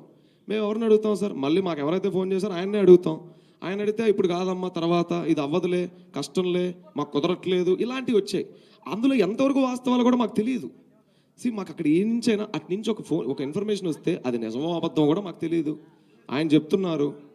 ఇక్కడ మాకేదో ఇది ఉందనుకోబాకండి సార్. అంటే అది ఎన్టీఆర్ నుంచి వస్తే నమ్ముతాం, ఆఫీస్ నుంచి వస్తే నమ్మమని కాదు. అసలు ఆయన చుట్టూ మా గురించి ఏం చెప్తున్నారని మా బాధ సార్. ఒక నిమిషం, ఇప్పుడు అంటే ఇన్ని కోట్ల మంది అభిమానులు ఉన్నారని అనుకుంటున్నారు కదా మీరు. అంటే ఒక ముగ్గురు నలుగురు ఆయన దగ్గరుండి చెప్తే వినేంత బలహీన పరిస్థితుల్లో ఆయన ఉన్నాడు అనుకుంటున్నారా? లేకపోతే మీరు చేస్తుండే సేవల మీద ఆయన నమ్మకం లేక మీకు రెస్పాండ్ కావట్లేదు అంటారా? అంత బలహీనంగా ఉన్నాడా? ఒక ముగ్గురు నలుగురు చెప్తే వినేంత బలహీనం అని కాదు సార్, బలహీనం అని కాదు. నందమూరి తారక రామారావు గారు సినిమాల్లో అంటే ఇటీవల మీరు గమనించుంటే ఆయన ఫిజిక్ కానివ్వండి, ఆయన వర్కౌట్స్ కానివ్వండి, రోజుకు ఒక పూట తినడం, ఆ లీన్ లుక్ కోసం ఇలా గత 4-5 సంవత్సరాలుగా ఆయన కష్టం ఎంతో ఉంది సినిమాల మీద. ఆయన ఎంతో అలరిస్తున్నారు ఆడియన్స్ని సార్. అదే సార్ వినండి సార్, నన్ను కంప్లీట్ చేయనివ్వండి సార్ కొంచెం. సార్ నేను మానసిక పరిస్థితి గురించి నేను మాట్లాడలేదు, మీరు అటువైపు వెళ్ళకండి. అదే సార్ వినండి సార్, వినండి. ఇది ఒక మనిషి చేసేదో, లేకపోతే ఇది ఒక 5 నెలలు 6 నెలలు చేసి ఆపేసేదో అయితే ఒక మనిషి ఈజీగా చూడగలరు దాన్ని. ఇది నిరంతరం జరుగుతున్న ఒక ప్రాసెస్, 6 సంవత్సరాల నుంచి జరుగుతున్న ప్రాసెస్. ఆయనకి ఎంతవరకు దీని మీద ఎలాంటి అవగాహన ఉందో మనకు తెలియదు. మేమేం మా హీరో గారు మీరు అన్ని పనులు మానేసి అన్నగారు మా గురించి మొత్తం స్టడీ చేయండి, రిపోర్ట్ పంపిస్తామని కూడా మేము అనట్లేదు సార్. ఆ 4-5 చుట్టుపక్కల ఉన్న వాళ్ళు చెప్పి ఫస్ట్ వింటాం సార్. ఇది హ్యూమన్ సైకాలజీ సార్. మేము ఆయన అనుమానించడం కాదు, ఇది ఆయన తక్కువ చేసి మాట్లాడడం కూడా కాదు. నిరంతరం నా చెవులో రోజు మా పక్కన ఉన్న వాళ్ళు ఇద్దరు వాడదంటే నిజంగానే వాడది. 100 సార్లు 10 సార్లు వీడు ఎదవా అంటే నిజంగానే ఎదవా. సాయిరూప్ గారు, ఇది క్రియేట్ అయిపోద్దని మా భయం సార్, అంతే. ఇక్కడ మేము ఎవరిని అలా మాట్లాడట్లేదు సార్. మానసిక పరిస్థితుల గురించి వీటి గురించి మేము చెప్పలేదు. సాయిరూప్ గారు సార్, మీరు గ్రామీణాభివృద్ధి కోసం రాయ్ ఎన్టీఆర్ని ఏర్పాటు చేసి ముందుకు వచ్చినందుకు ఫస్ట్ ఆఫ్ ఆల్ మీకు కంగ్రాచులేట్ చేస్తున్నాం sir. Thank you sir, thank you sir. CSR నిధులు రావాలంటే ఇన్కమ్ ట్యాక్స్ అసెస్ ఉండాలి సార్. మీరు అంటే ఐటీజీ యాక్ట్ కానీ 12AB కానీ ఉండాలి సార్. అది మీకు ఉందా? భవిష్యత్తులో మీరు చేయబోయే కార్యక్రమాలకు మీ నిజాయితీ నిబద్ధత చూసి ఎన్టీఆర్ గారే మీకు డొనేట్ చేయవచ్చు, చెప్పలేం. ఫస్ట్ 12AB ఉన్నాయా మీకు? సార్ వాస్తవానికి 12A అప్లై చేస్తున్నాం. 12A రాకుండానే సార్ వినండి 12A రానప్పటికీ కూడా మనకు ఒక ఎలిజిబిలిటీ క్రైటీరియాలో CSR1 అనేది మనం అప్లై చేసుకుంటే మనం ఒక ఇంప్లిమెంటేషన్ పార్ట్నర్గా ఉంటాం. అంటే CSR ఎలిజిబిలిటీ ఉన్న వాళ్ళకి ఫండ్ వెళ్తుంది, మనం గ్రౌండ్లో పనిచేస్తాం, మనం వాళ్ళని రిప్రజెంట్ చేస్తాం. ఇంప్లిమెంటేషన్ పార్ట్నర్ అనేది అఫీషియల్గా ఉంది. ఈ CSR1 అనే దానికి మేము ఎలిజిబుల్, మా టీం దాని మీద వర్క్ చేస్తుంది. అండ్ 12A కూడా మేము తీసుకుంటాం. మేము తీసుకోమని చెప్పటం దానికి ఒక క్రైటీరియా ఉంది, దాటగానే మేము వాటిని కూడా తీసేసుకుంటాం. మేము అన్నిటికీ వీఆర్ రెడీ. అది సార్, మీ వ్యక్తిగతమైన ఫోన్పేకి ఇప్పటి వరకు దీనికి పేరుతో నిధులు వచ్చిందా లేదా? సార్ అర్థం సార్, మీ వ్యక్తిగత ఫోన్ నెంబర్కు ఉండేటువంటి ఫోన్పేకి ఇప్పటి వరకు జరిగిన కార్యక్రమాలకు సంబంధించి నిధులు పంపించడం జరిగిందా? సార్ మా వ్యక్తిగత ఫోన్ నెంబర్లు అంటే ఒకటి సార్, ఇప్పుడు మేము ఒక ఈవెంట్ పెట్టుకున్నాం సార్. ఇప్పుడు సార్ కొంచెం వినపడట్లేదు. హలో సార్ కొంచెం. ఇప్పుడు మేము ఈ ఈవెంట్ ఒకటి పెట్టుకున్నాం సార్. ఈ ఈవెంట్లో ఉన్న కోర్ కమిటీలో 5-10 మంది మొత్తం నా ఫ్రెండ్స్, నాతో జర్నీ చేస్తున్న వాళ్ళు, మేము కష్టపడుతున్న వాళ్ళం. ఈ ఈవెంట్ని ఎవరైతే కోఆర్డినేట్ చేస్తున్నారో లెట్స్ ఈ ఈవెంట్కి ఒక 4 లక్షలు 3 లక్షలు 2 లక్షలు ఖర్చు అయింది అనుకుందాం. ఇది ఎప్పుడు ఒకళ్ళని పెట్టుకోలేం కదా సార్. మీకు ఆల్రెడీ చెప్పాను, నేను ఉద్యోగం చేసుకునే మనిషిని. మాతో అందరు ఉన్న వాళ్ళు కూడా వ్యాపారాలు చిన్న ఉద్యోగాలు చేసుకునే మనుషులే. ఈ ఈవెంట్కి అయ్యే ఖర్చు మా కోర్ టీం మొత్తం పెట్టుకుంటుంది. ఇక్కడ వాళ్ళ డబ్బులు మిస్యూజ్ చేయడానికి ఏం లేదు. అదే సార్, నా వ్యక్తిగతమైన అకౌంట్ గురించి నేను చెప్తుంది. నేను ఎవరికో ఊర్లో వాళ్ళకి ఇవ్వస్తానని నేను చెప్పలేదు. ఈ ప్రోగ్రామ్ సాయి రూప్ అనేవాడు ఈ ప్రోగ్రామ్ ఆర్గనైజ్ చేస్తున్నాడు. ఇది మన ప్రోగ్రామ్, రేపు మనం వెళ్ళి కూర్చునే ప్రోగ్రామ్. దానికి ఇంత ఖర్చు అవుతుందంట, అందరం ఇంత వేసుకుంటున్నాం. మేము అదే కదా జాయింట్ గా చేస్తున్నాం, ఇంటర్నల్ ఫండింగ్ ఇప్పటి వరకు. మీ పేరుతో మీరు మీ ఫోన్ పేతో తీసుకుంటున్నారు, తప్పే ఉంది సార్. అది ఒకవేళ క్రైమ్ అయితే మేము ఇంకొకరిని పెట్టి తీసుకుంటాం కదా. ఈ ప్రోగ్రామ్ లో తప్పే ఉంది. మా వాళ్ళే కదా ఇస్తుంది మాకు, మా టీమే కదా మాకు ఇస్తుంది. సో అంటే మీ ఫ్యాన్స్ సార్ అదే సార్, అది ఇప్పుడు అండర్లైన్ సార్, అండర్లైన్ ఇది. That is not a donation, it's a contribution. వ్యక్తిగతంగా తీసుకుంటున్నారు. అదే అండర్లైన్, అది డొనేషన్ అవ్వదు, కాంట్రిబ్యూషన్ అవ్వదు.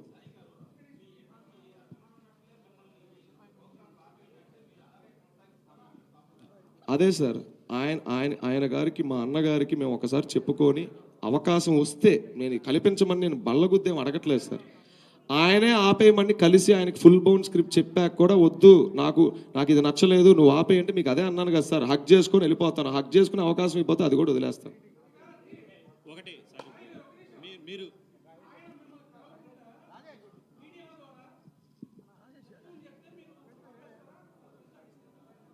అదే కదా సార్ నేను అంటున్నాను, మమ్మల్ని అంత ఫస్ట్ ఒకటే అడుగుతున్నాను సార్, మమ్మల్ని అంత దూరం పెట్టడానికి గల ప్రాబ్లం ఏంటో నాకు తెలియదు. మేమేమి టెర్రరిస్టులం కాదు, మాకేమి ఏం జబ్బులు లేవు, మేమేదో కలిస్తే మేమేదో అయిపోవడానికి. అసలు నేను ఒకటే అడుగుతాను సార్, ఇంత జరుగుతున్నప్పుడే కదా సార్ పిలిచి మాట్లాడాలి. సార్ ఇప్పుడు మీకు మాకు ఏదో అవుతా ఉంది సార్, ఫోన్లో మాట్లాడుకుంటే అది అక్కడితో ఆగదు, ఇంకో మధ్యవర్తిని పంపిస్తే అసలే ఆగదు. అసలు ఏం జరుగుతుందో ఒకసారి పిలిచి కలిసి మాట్లాడితే శత్రువు కూడా వింటారంటారు. అలాంటిది ఆయన అభిమానులు అర్థం చేసుకోరా? ఇంతకాలం ఇన్ని సంవత్సరాలు మా బాధలు కడుపు చించుకుంటే కాలం మీద పడింది సార్, అభిమానులు వినరా? ఒక్కసారి కలిసే అర్హత లేదా అని నేను అడుగుతున్నాను సార్, అంతే. కోట్ల మంది ఆయనకున్నారు, అది ఒక విషయం పక్కన పెడితే ఇక్కడ ఒకటి మీరు అన్నీ కూడా అన్న మైక్ వినపడట్లేదు, అన్నీ కూడా జరగబోయేదే చెప్తున్నారు. ఏది సిఎస్ఆర్ ఫండ్స్ వస్తాయి, ఐటీది మేము తెచ్చుకుంటాం, ఈ 3 ప్రోగ్రాంలు చేస్తాం, అన్నీ జరగబోయేదే. ప్రస్తుతం ఏది కూడా కాదు, ఇంకా ఏది కూడా మీకు అన్ని ఇన్కంప్లీట్ గానే ఉంది. సో ఇలాంటప్పుడు ఎందుకు అలా 100 కోట్ల రూపాయలు అనేది ఒక పోస్టర్ వేసి ఒక తెలియని ఒక అలజడిని ఎందుకు రేపారంటారు? Sir it's all about span. See when number comes into the picture, ఆ స్పాన్ని తెలియజేయడంలో ఎటువంటి తప్పు లేదు. అదే సార్ ఇప్పటిదాకా చేసిన ఏ ప్రోగ్రాములకి మేము ఎక్కడ నెంబర్ వేయలేదు సార్, గుర్తించండి దయచేసి. ఇప్పటిదాకా చేసిన ఏ ప్రోగ్రాములకి మేము వేయలేదు. దీని స్పాన్ చాలా పెద్దది, దీని పరిధి పెద్దది, ఇది పెద్దది అని తెలియజేయడంలో ఎటువంటి తప్పు లేదు అన్న. మైక్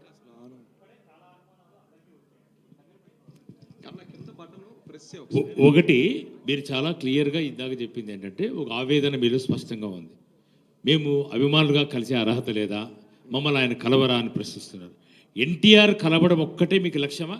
ఈ కార్యక్రమం ద్వారా మీరు ఏం చెప్పదలుచుకున్నారు? అదే చెప్పబోతున్నాను సార్. ఎన్టీఆర్ గారిని కలవడం ఒకటే లక్ష్యం అయితే అసలు ఈ ఊరు వాడ ఇవన్నీ లెటర్లు రాకముందే వచ్చినాయి. ఈ లెటర్లు ఏం ముందే రాలా. ఇవాళ ఆయన అంతటా ఆయన మమ్మల్ని ఆపేయండి అని ఆయన ఆఫీస్ నుంచి లెటర్ వచ్చిందని అందరూ క్వశ్చన్ చేస్తున్నారు కాబట్టి అడుగుతున్నాం. ఏం మరి 4-5 సంవత్సరాలు ఎక్కడ ఏ వేదిక మీద అన్నా మమ్మల్ని కలవండి అన్నా, మేము మిమ్మల్ని కలుస్తాం, మీకు దండం పెడతాం, ఎక్కడ సోషల్ మీడియాలో కూడా అసలు మేము ఆయన కలిసామో కలవలేదో ఎవ్వరికీ తెలియకుండా మేము ఎందుకు మా మొహం చాటుకొని బతికాం? ఇవాళ ఎందుకు బట్టబయలయ్యాం? ఆ లెటర్లనే వచ్చినాయి కాబట్టి మేము బట్టబయలయ్యామన్నా. ఆయన కలవడం లక్ష్యం ఏంటన్నా? అసలు అది ఎక్కడ లక్ష్యం? ఆయన కోసం పనిచేయడం నాకు ముఖ్యం.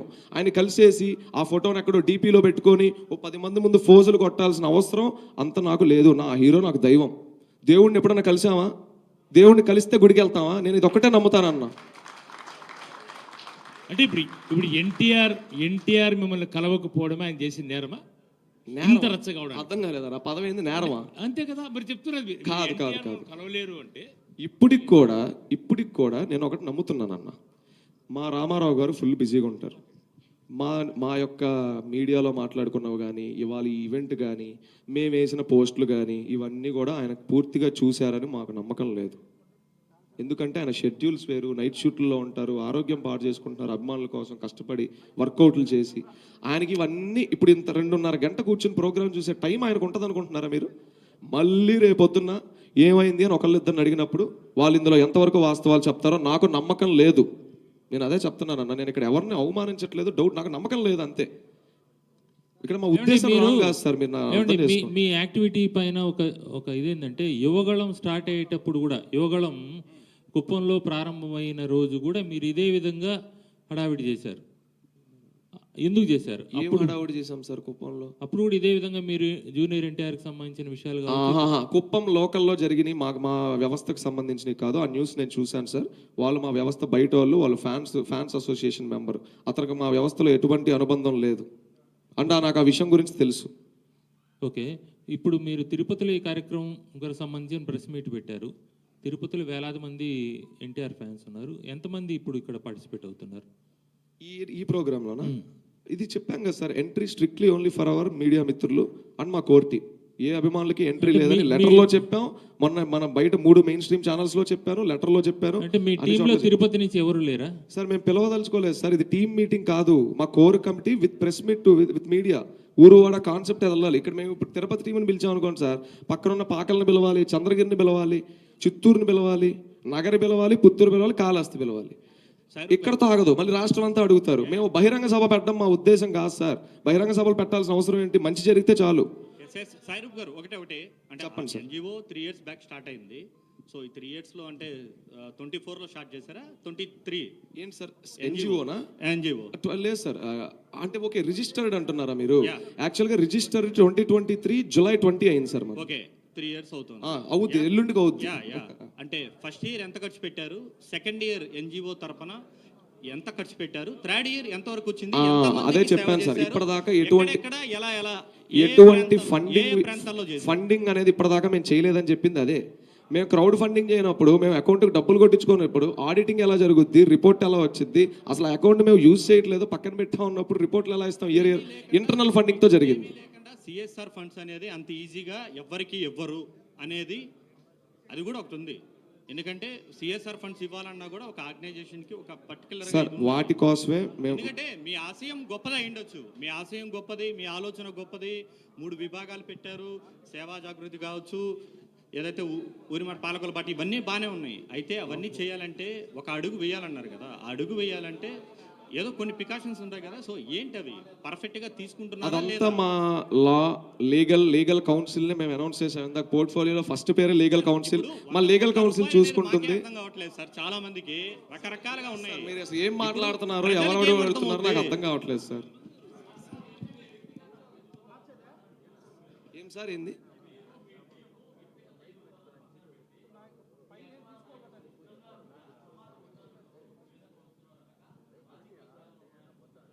ఎవరికి రాజకీయ ప్రయోజనాలండి? అంటే మీరు మేము ఎవరికన్నా ఒక బీ టీం అంటున్నారా మీరు? నాకు అర్థం కాల. ఎవరు లేరు అన్ని. ఇందాక కూడా చెప్పాను, ఇది ఏ రాజకీయ పార్టీకి అన్ని ముందు వెనకాల పక్కన రైట్ పైన అన్ని చోట్ల మాకు మా హీరో గారే, మాకు ఆయన తప్పితే అసలు మాకు ఎవరు లేరండి. అనే అండి అక్కడ ఒకటి గుర్తుపెట్టుకోండి, లెక్క చేయరు అని కాదు, నేను అదే అంటున్నాను సార్. సార్ అదే కదా సార్ అన్నాను. ఇప్పుడు మేము అదే కదా ఇదిలో ఉండి మేము ప్రోగ్రాంలు అయితే ఆపలేము. ముందు ఐడియా చెప్పాలి. రామారావు గారు మాకు నిజంగా కలిసే ప్రయత్నం ఇస్తే కలిసి ఆయన ఆపేయమంటే ఆపేస్తామనే కదా అంటున్నాను. ఆయన వద్దు నువ్వు ఆపద్దురా అని కలిసి చెప్పాక కూడా నేను వెళ్తే కదా దానికి వ్యతిరేకంగా వెళ్ళినట్టు. నేను అంటుంది ఏంటంటే ఆఫీస్ నుంచి వచ్చిన లెటర్కి ఆథెంటిసిటీ మీద నాకు డౌట్ ఉంది సార్. నేను ఎన్టీఆర్ గారిని అనుమానించట్లేదు ఇక్కడ సార్. ఇప్పుడు నేను లేను సార్ నా ఆఫీస్లో, రా ఎన్టీఆర్ ఆఫీస్లో నేను లేను. నేను ఎక్కడో విదేశీ పర్యటనలో ఉన్నాను. ఈ రా ఎన్టీఆర్ మీద కొన్ని విచిత్రమైన కథనాలు వస్తున్నాయి ఎక్కడెక్కడి నుంచో. మా ఆఫీస్ టీం సార్ వాళ్ళు ఏదో లెటర్ వదిలేసి ఇవన్నీ ఫేకు, ఇది మాకు సంబంధం లేదు అంటారు. అది అక్కడ నన్ను అడిగి చేస్తారని 100% చెప్పలేవు. నేను ఫోన్ టచ్లో లేకపోతే వాళ్ళు నచ్చినట్టు వాళ్ళు వేసుకోవచ్చు కూడా. నేను తొదిగి వచ్చేసరికి ఎక్కడ లెటర్ పడిపోయింది అనుకుందాం కాసేపు. ఇప్పుడు నేను దాన్ని రివర్ట్ చేయలేను. అది ఆఫీస్ నుంచి వచ్చింది సార్. ఇక్కడ 2 విషయాలు sir. A statement from mister NTR గారు, point number 1. A statement from mister NTR గారు ఆఫీస్. రెండింటికి చాలా డిఫరెన్స్ ఉంది. ఆఫీస్ ఉండి దానికి ఆఫీస్ లేని దానికి అర్థమే మారిపోతుంది. నేను అదే చెప్తున్నాను సార్. ఇది మా ఏదో బలుపుగా పొగరుగా చెప్తుంది కాదు సార్. మాకు అర్థం కావట్లేదు సార్, అర్థం చేసుకోండి. మాకు అట్లా ఎలాంటి ఇది లేదు. మాకు ఉన్నది సార్ 7 ఏళ్ళు ఆయన ఒక్కళ్ళ కోసం పని చేసుకుంటే వాళ్ళు ఆయనే లేరంటే ఇంకొకళ్ళైతే సతమతం అయిపోతారు సార్. మేము స్టిల్ ఇంకా దీనిలోంచి బయటకు వచ్చి వాళ్ళ మీటింగ్ జరిగేలాగా చేయగలిగాం. నిజంగా అలాంటి లెటర్ ఇంకొక సేవా సంఘం మీద కానీ ఇంకొక ఎన్జిఓ మీద కానీ ఒక సోకాల్ హీరో గారు పేరు ఫోటో వాడుకొని చేస్తున్న మంచి పనులు చేస్తున్న ఏ సంస్థకి ఇచ్చినా నాకు తెలిసి వాళ్ళు కనపడరు సార్. నాకు తెలిసి వాళ్ళు కనపడరు ఇంకా సార్. గత 3 సంవత్సరాలుగా మీరు సేవా కార్యక్రమాలు చేస్తున్నామన్నారు. మరి జూనియర్ ఎన్టీఆర్ చేతుల మీదుగా మీరు ఎందుకు లాంచ్ చేయలేకపోయినారు? సార్ జూనియర్ ఎన్టీఆర్ చేతుల మీదుగా మీరు ఈ ప్రోగ్రామ్ని ఎందుకు లాంచ్ చేయలేకపోయారు సార్? ఆయన్ని కలవడమే కష్టంగా ఉందంటే ఆయన ఎలా లాంచ్ చేస్తారు సార్ ప్రోగ్రామ్? కలుస్తున్నాడు, అభిమానులు కూడా వీళ్ళు కలుస్తున్నారు, మీరు ఎందుకు కలవలేకపోతున్నారు? తెలియదు సార్, అదే అడుగుతున్నాను కదా సార్. ఇంకోటి లక్ష్యం సేవ చేయడం సార్. ఇక్కడ ఆయన కలవడం ఎజెండా కాదు సార్. మాకు ఇవాళ ఇలాంటి పరిస్థితి వచ్చిందని అడుగుతున్నాం. ఇప్పుడు ఇంకోటి బాధ అర్థమైందా? నాకు అర్థమైంది. రేపు పొద్దున ఇంకొకరు మీలాంటి అభిమాని వచ్చి 200 కోట్ల రూపాయలతో సేవా యజ్ఞం ఇలానే పెడితే అన్న ప్లీజ్ దయచేసి ఒక్క నిమిషం అన్న, నాకు అన్న అడిగేది వినపడట్లేదు, చెప్పండి అన్న. రేపు పొద్దున ఇదే లాగా 200 కోట్ల రూపాయలతో సేవాయజ్ఞం అని చెప్పి ఒక పోస్టర్ వేసి ఇలానే ముందుకు వచ్చి ఇలానే హడావిడి చేస్తే ఏం చెప్తారు దానికి సమాధానం? ఎవరు చేస్తే? మీ అభిమానుల్లోనే ఒకరు వచ్చి, సో మీరు ఇంత ఫేమ్ వచ్చింది, ఫెమిలియర్ అయ్యారు, సో ఇంత పబ్లిసిటీ వచ్చింది కాబట్టి నాకు అలా రావాలంటే నేను ఇలా కావాలి, ఇలా వెయ్యాలి పోస్టర్లు. ఏముంది మాటలే కదా, ఎప్పుడో వచ్చేదే కదా, నేను ఇప్పుడేం ఖర్చు పెట్టాను కదా. అదే సార్, అక్కడికే వస్తున్నా. మాటలే కదా అన్నారు కదా. ఇప్పుడు సినిమాకి అఫీషియల్గా ప్రొడక్షన్ హ్యాండిల్స్ ఉంటాయి. ఒక అప్డేట్ 6ంటికి అంటే అది రాత్రి 10ంటికి వచ్చిన రోజులు ఉన్నాయి. మేము ఏదన్నా ఒకటి చెప్పామంటే అది 7 గంటలు 2 నిమిషాలు అంటే 7 గంటలు 2 నిమిషాలే. ఒక అప్డేట్నే మేము ఇలా చేస్తున్నాం. మీరు చూసుండ్రు సార్, జాగో రైడ్ అనే కార్యక్రమం చేసాం. ప్రతి ఊర్లో ఎన్టీఆర్ మీల్ బ్యాగ్ని కిట్ని మేము కొరియర్ చేసేసి తీసేసుకోండి అమ్మా చేసేసుకోండి అని చెప్పచ్చు. 400 రూపాయలు టీటీడీసీ చేస్తే అయిపోద్ది. 3 ఫేజుల్లో పెట్టుకొని ఆంధ్రప్రదేశ్ని 3 ముక్కలుగా డివైడ్ చేసుకొని ఉత్తరాంధ్ర గోదావరి, కృష్ణా గుంటూరు నెల్లూరు ప్రకాశం, కడప కర్నూలు చిత్తూరు అనంతపురం 3 ఫేజులుగా పెట్టుకొని 165 ఊర్లు మేము ఎందుకు తిరిగాము సార్ కార్లు వేసుకొని? ఎవరిచ్చారు సార్ డబ్బులు? ఎవరు కొట్టారు మాకు డబ్బులు? మేమే, మళ్ళీ మా ఇంటర్నల్ టీమే. నా ఉద్యోగం పోయింది అంటే పోవడం అంటే నాకు ప్రాజెక్ట్లో డిస్టర్బెన్సెస్ వచ్చినాయి, కొత్త ప్రాజెక్ట్కి వెళ్ళాల్సి వచ్చింది. మనోడు చిన్న చిన్న వ్యాపారాలు చేసుకుంటాడు, అవి దెబ్బపడ్డాయి. మనోడు అప్పుడే ఫారెన్ నుంచి వచ్చాడు, మనోడికి ఏం అర్థం కాని పరిస్థితి. అరే మెయిన్ బాడీ ఇంత కథనంలో ఇంత టెన్షన్లో ఉన్నా కూడా మేము ఇన్ని ఫేజులు ఇన్ని ఊర్లు ఎందుకు తిరిగాం? ఒక ఊరు వెళ్తే మంచిగా హోటల్ దొరికేది సార్. మా వాలంటీర్ మా టీం ఎవరు వాళ్ళ ఇంటికి రమ్మని మేము వెళ్ళాం. మేము ఎవరిని మిస్యూజ్ చేయం. పెట్రోల్ బంక్లో పడుకున్నాం సార్ బొబ్బిల్లో. మేము బొబ్బిల్ వెళ్ళిన రోజు అక్కడ పెళ్ళిళ్ళు జరుగుతున్నాయి. కారు ఆపితే మనోడు హైట్ ఎక్కువ అని చెప్పి కారులో పట్టని దిగి పెట్రోల్ బంక్ అడుగు మీద పడుకున్నాం సార్. ఇంత నిబద్ధత, ఇంత అంతఃకరణ శుద్ధి మాకున్నప్పుడు మేమెందుకు సార్ ఒకటి ఏదో చెప్పి ఏదో అల్లి 100 కోట్లని ఏదో హైప్ తెచ్చుకొని ఇక్కడి నుంచి వెళ్ళిపోతామని ఎలా అనుకుంటారు సార్? ఒక మనిషి slip test, revision test, pre final, semi-final ఇవన్నీ కొట్టిన తర్వాత ఫైనల్కి వెళ్తాడు. మేము ఇవన్నీ చేసిన తర్వాత 100 కోట్లు అని చెప్పాం. 2020లో కోవిడ్లో వచ్చేసి 100 కోట్ల సేవ ఒక 5 ఏళ్ళ తర్వాత చేస్తామని కూడా అక్కడ చెప్పలేదు సార్. ఇది గమనించగలరు సార్ దయచేసి. అది మారించి వచ్చింది కాబట్టి దానికి కనీసం ఆథెంటిసిటీ. ఇంకొకళ్ళు ఎవరో వేసుంటే ఫస్ట్ వాళ్ళు ఎర్రగట్లో జాయిన్ చేసి రమ్మని చెప్తారు ఎవరన్నా. వాళ్ళకి కొంచెం పిచ్చి అనుకుంటా అంటారు. సాయి గారు జూనియర్ ఎన్టీఆర్ గారు ఉండేది హైదరాబాద్లో. మీరు ఈ సేవా కార్యక్రమం ఎన్టీఆర్ జిల్లా నుంచి ప్రారంభిస్తున్నారు. తిరుపతిలో మీడియా సమావేశం నిర్వహించడానికి ప్రధాన ఉద్దేశం అంటే మీడియాను వాడుకొని పబ్లిసిటీ తెచ్చుకోవడమా, లేకపోతే మీడియా ద్వారా జూనియర్ ఎన్టీఆర్ కథ సైకిల్లో పడ్డమా? ఏడుకొండల వారు మేము మా ఆరాధ్య దైవం, వాస్తవానికి మా ఇలవేల్పు కులదైవం కూడాను. సో మేము ఏదైనా ఎక్కడ స్టార్ట్ చేసుకోవాలని ఒకటి అనుకున్నాం. అంటే ఏదైనా అని కాదు, ఇంత భారీ కార్యక్రమం తిరుపతిలోని వేదికగా పెట్టుకొని మన మీడియా మిత్రులు వీళ్ళ కింద మనం పెట్టుకుంటే బాగుంటుందని అనుకున్నాం అంతే. అండ్ ఆయన హైదరాబాద్లో ఉన్నారంటే ఆయన ఇల్లు హైదరాబాద్లో. ఆయన పర్మిషన్ తీసుకుని అక్కడే పెట్టుకోవచ్చు కదా. దేనికి sir? Sir as per law closed room చిన్న చిన్న ఈవెంట్స్కి పర్మిషన్ అవసరం లేదు. ఇఫ్ ఇట్ ఈస్ బహిరంగ సభ, నేను చెప్పేది మంచి కార్యక్రమం చేయాలని తలపెట్టారు, అభినందనీయం. కాకపోతే జూనియర్ ఎన్టీఆర్ అనుమతి తీసుకొని ఆయన ఉన్న ప్రాంతంలోనే మీడియా సమావేశం ఎందుకు నిర్వహించారు? ఆయన మమ్మల్ని కలవట్లేదనే మా బాధతో మమ్మల్ని ఎందుకు కలవనివ్వట్లేదు. ప్రయత్నం చేయాలి? పర్మిషన్స్ అంటే సార్ ఆయన చుట్టూ 4 ఉంటారు. నేను గత 3 పేర్లు చెప్పను కానీ నేను ఏం జరిగిందో మొత్తం చెప్తాను సార్. ఆయన చుట్టూ 4 వ్యక్తులు ఉంటారు సార్. ఆ 3 వ్యక్తులకి నేను గత 3 ఏళ్ల నుంచి ప్రతిదీ చెప్తాను. రేపు సాయంత్రం 7 గంటల 2 నిమిషాలకు ఒక పోస్టర్ వస్తుందంటే రేపు సాయంత్రం వచ్చిద్దని చెప్తాను. పోస్టర్ వచ్చాక పెడతాను. ఇలా ఒకటి అనుకుంటున్నాం కలవాలనే మెసేజ్ నా ఫోన్ చాట్లో అన్ని ప్రూఫ్స్ ఉన్నాయి. ఏది దాపరకాలు లేవు ఇక్కడ. కాకపోతే టైం వచ్చినప్పుడు బయట పెడతాం. ఇప్పుడు ఏదో పెట్టేసి వాళ్ళని అసాసిన్ చేయాలి క్యారెక్టర్ అని కాదు మా ఉద్దేశం. మీరు మమ్మల్ని డౌట్ చేస్తున్నారు. We are testing our integrity sir. Integrity matters, everything బయటకు వచ్చేస్తాయి. ఇవాళ అబద్ధాల వాళ్ళు ఎవరు కూడా ఎవరిని వదిలిపెట్టం. టైం వస్తుంది సార్. మేము తప్పు చేస్తే మమ్మల్ని వేసేయండి లోపల. అంటే మీరు అనౌన్స్ చేయడానికి ఒక రోజు ముందే అల్లు అర్జున్ రాజకీయ రంగ ప్రవేశం చేస్తారని తర్వాత మరుసటి రోజే ఈ కార్యక్రమం ఒక సార్ దీనికి జమీన్ రైతు అనే ఒక ఆర్టికల్ నా దృష్టికి వచ్చింది సార్ జూలై 9. ఇది మళ్ళీ వివరణిస్తాను. మొన్న ఏబిఎన్లో చెప్పాను, మళ్ళీ వివరణిస్తాను. జమీన్ రైతు అనే వాళ్ళు ఒక ఆర్టికల్ రాశారంట. జూలై 18 ఏదో ముహూర్తం పెట్టామని. యాక్చువల్గా మేము షాక్ అయ్యాం. ఎందుకంటే జూన్ 26 ఈవినింగే నేను ఇక్కడ బుక్ చేశాను హోటల్. అక్కడే ఉన్నారు మా హోటల్ మేనేజ్మెంట్ దిలీప్ గారు. బుక్ చేస్తే మాకు అఫీషియల్ మెయిన్ జూన్ 26 వచ్చింది. ఈ రోజు ఈ డేట్ ఈ టైంకి ఈ బ్యాంక్ పెట్టాలి రాయ్ ఎన్టీఆర్ ప్రెస్ మీట్ ఈవెంట్ అని. జమీన్ రైతు గారు ఆర్టికల్ ఎప్పుడు రాశారు? జూలై 9 రాశారు. అది కథనంలోకి వెళ్తే మేమేం చేసామో తెలుసా? అలా ఆర్టికల్ రాసి అంత డిస్టర్బ్ అయిపోతుంది రాజకీయంగా స్టేట్లో. మేమే ఫస్ట్ లెటర్ వదిలింది. హీరో గారి టీము, హీరో గారి ఆఫీసు, మీరన్న so called fans associations, groups, వీటన్నిటికంటే ముందు రెస్పాండ్ అయింది మేము. దయచేసి ఇలాంటి నమ్మద్దు, ఇది అబద్ధాలు. అండ్ జూలై 18 గురించి వస్తే అది మేము ఒక లాక్ చేసుకున్న డేట్ మా ప్రెస్ మీట్. ఇవాళ అది అలా వెళ్ళిందో మాకు అనవసరం, మాకు తెలియదు కూడా. మళ్ళీ అదే జమీన్ రైతు గారు ఆ చీఫ్ ఎడిటర్ నిన్న ఒక యూట్యూబ్ ఛానల్కి ఇంటర్వ్యూ ఇచ్చారు. ఆయనకు అసలు రాయ్ ఎన్టీఆర్ అంటే ఏంటో కూడా తెలియదంట. ఇది చర్చనీయాంశం సార్, గుర్తుపెట్టుకోండి. ఆ ఇంటర్వ్యూ లింక్ కూడా నేను మీకు పంపుతాను మీడియా మిత్రులకి. అసలు రాయ్ ఎన్టీఆర్ అంటే ఆయనకు తెలియదంట. ఆయన ఏదో ఒక అనాలిసిస్ చేసుకొని జూలై 18 రాసుకున్నారంట. అసలు ఇది ఏందో పెద్ద సస్పెన్స్. మీరు సిబిసిఐడిని వేసుకోవటమే దీని మీద.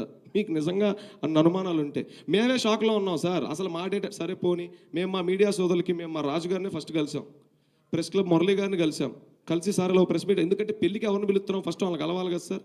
సార్ ఇలా మీ ఈవెంట్ సార్, మీరు ఆ రోజు మీకు ఫ్రీగా ఉంటారని చాలా చాలా ఇదిగా ప్రజెంట్ చేస్తే ఇలా చేద్దాం సార్. ఈవెంట్ ఏమనుకున్నావు కూడా నేను రాజుగారికి ఆ రోజు చెప్పాను.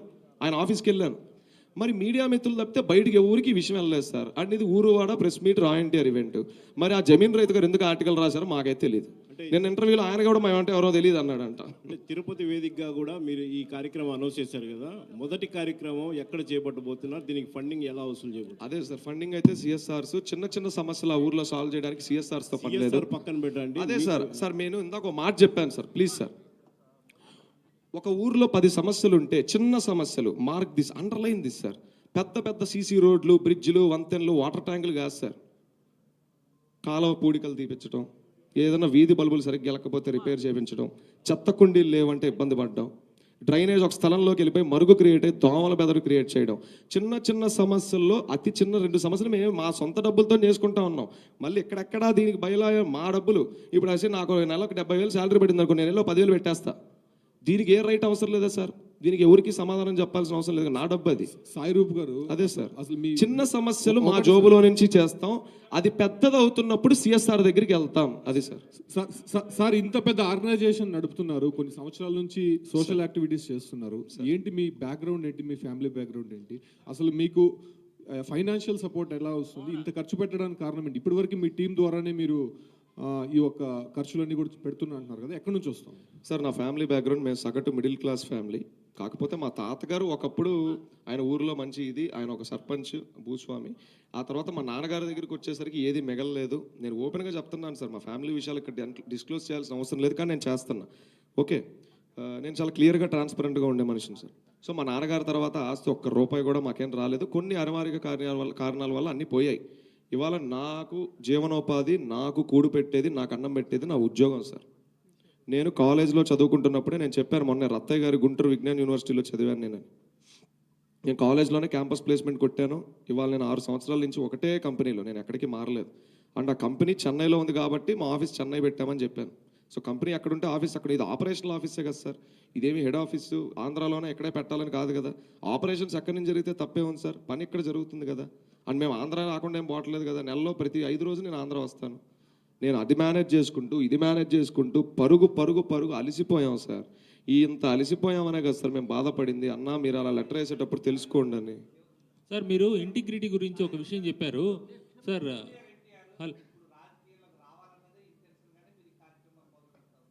మొదటిది, ఆయన ప్రజెంట్ ఒక సూపర్ స్టార్, మన కంట్రీలోనే one of the finest actors.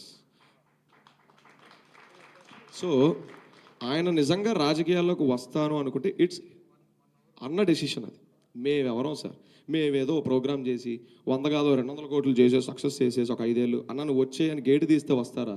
Ramarao గారి చరిష్మా ఏంటి, ఆయన హావభావాలు ఏంటి, ఆయన ఎలా మాట్లాడగలరు, ఎలా డీల్ చేయగలరు ఒక సమస్యని, చెవులో తేనె పోసినట్టు ఉంటుంది ఆయన మాట్లాడితే. మేము అందులో 1% కూడా రీచ్ అవ్వని మేము అనుకోవట్లా.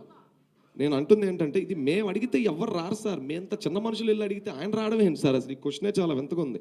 అలా ఏది జరగదు సార్. అండ్ దీనికి పొలిటికల్ యూజ్ లేదు. ఇది ఎప్పటికీ మొన్న ఒక బయట కూడా ఒక క్వశ్చన్ అడిగారు మీడియా సోదరులు, రాయ్ ఎన్టీఆర్ ఫ్యూచర్లో ఏమన్నా పొలిటికల్ పార్టీ అయిద్దా అన్నారు. ఎప్పటికీ సేవా సంస్థే, అండర్లైన్ దిస్. అది నందమూరి తారక రామారావు గారి పేరు మీద నడపడం కోసం నిరంతరం కృషి చేస్తాం. ప్రాణం పోయే వరకు దీనికోసమే ఫైట్ చేస్తాం. మా రామారావు గారే వద్దురా నువ్వు వెళ్ళిపోరా అంటే, బాయ్ అన్న నమస్తే, ఒక హగ్ ఇవ్వు, ఉంటాను, నా ఉద్యోగం నేను చేసుకుంటాను. ఈ 7 ఏళ్ళు నాకు మంచి ఎక్స్పీరియన్స్ దొరికింది. ఎంతోమంది వాలంటీర్స్ ఫ్రెండ్స్ అయ్యారు, ఎంతో కష్టపడ్డాం, ఎన్నో తెలుసుకున్నాను. నా వయసుకు మించి నేను కొన్ని చూశానని నేను నమ్ముతున్నాను. ఊరూరు తిరిగినప్పుడు ఎన్నో బాధలు విన్నాను. మీరు నమ్మరన్నా, ఒక్కొక్క ఊరికి వెళ్తున్నప్పుడు ఒక్కొక్క ఫ్యాన్ ఎంత కోల్పోయాడు తన జీవితంలో, తను ఎన్ని పెట్టుకున్నాడు. మీరన్న ఈ so called fans association presidents వాళ్ళని ఎంతమంది లైన్లో అయితే తెస్తున్నారు మీకు తెలుసా? ఎవరిని తేరు. ఒక సినిమా రిలీజ్ అయితే మాత్రమే అభిమానులు కావాలి వాళ్ళకి. మీరన్న ఫ్యాన్స్ అసోసియేషన్, నేను అందరిని అనట్లేదు, అండ్ ఎంటైర్ అసోసియేషన్ని అనట్లా. కొందరు మాకు వచ్చినవి, మేము అవి కూడా పెట్టాం బయట. That is not our job. వాళ్ళు పడిన కష్టం, వాళ్ళ తపన మేము కల్లారా చూసి ఏడ్చాం. అన్న ఎకరం అమ్మామన్నా, ఎంత అమ్మామన్నా, అమ్మమని ఎప్పుడు రామారావు గారు చెప్పరే. సేవా కార్యక్రమాలు కూడా ఇల్లు వాకిలు అమ్ముకొని చేయండి రా అని ఏ రోజు మా హీరో గారు చెప్పలా.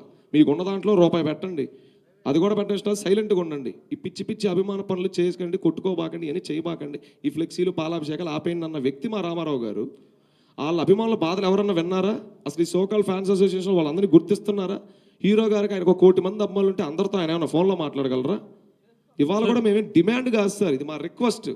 ఒక్కసారి మమ్మల్ని మొరబెట్టుకోనివ్వండి అని రిక్వెస్ట్ సార్. అది సార్ మీరు ఇంటిగ్రిటీ గురించి ఒక మాట చెప్పారు.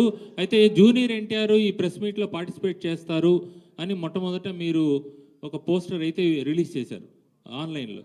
జూనియర్ ఎన్టీఆర్ ప్రెస్ మీట్ ఇక్కడ ఉండబోతుంది తాజ్లో అని ప్రకటించారు మొదట. ఎవరు? మేమా? జూనియర్ ఎన్టీఆర్ ప్రెస్ మీట్ అని చెప్పాము మేము.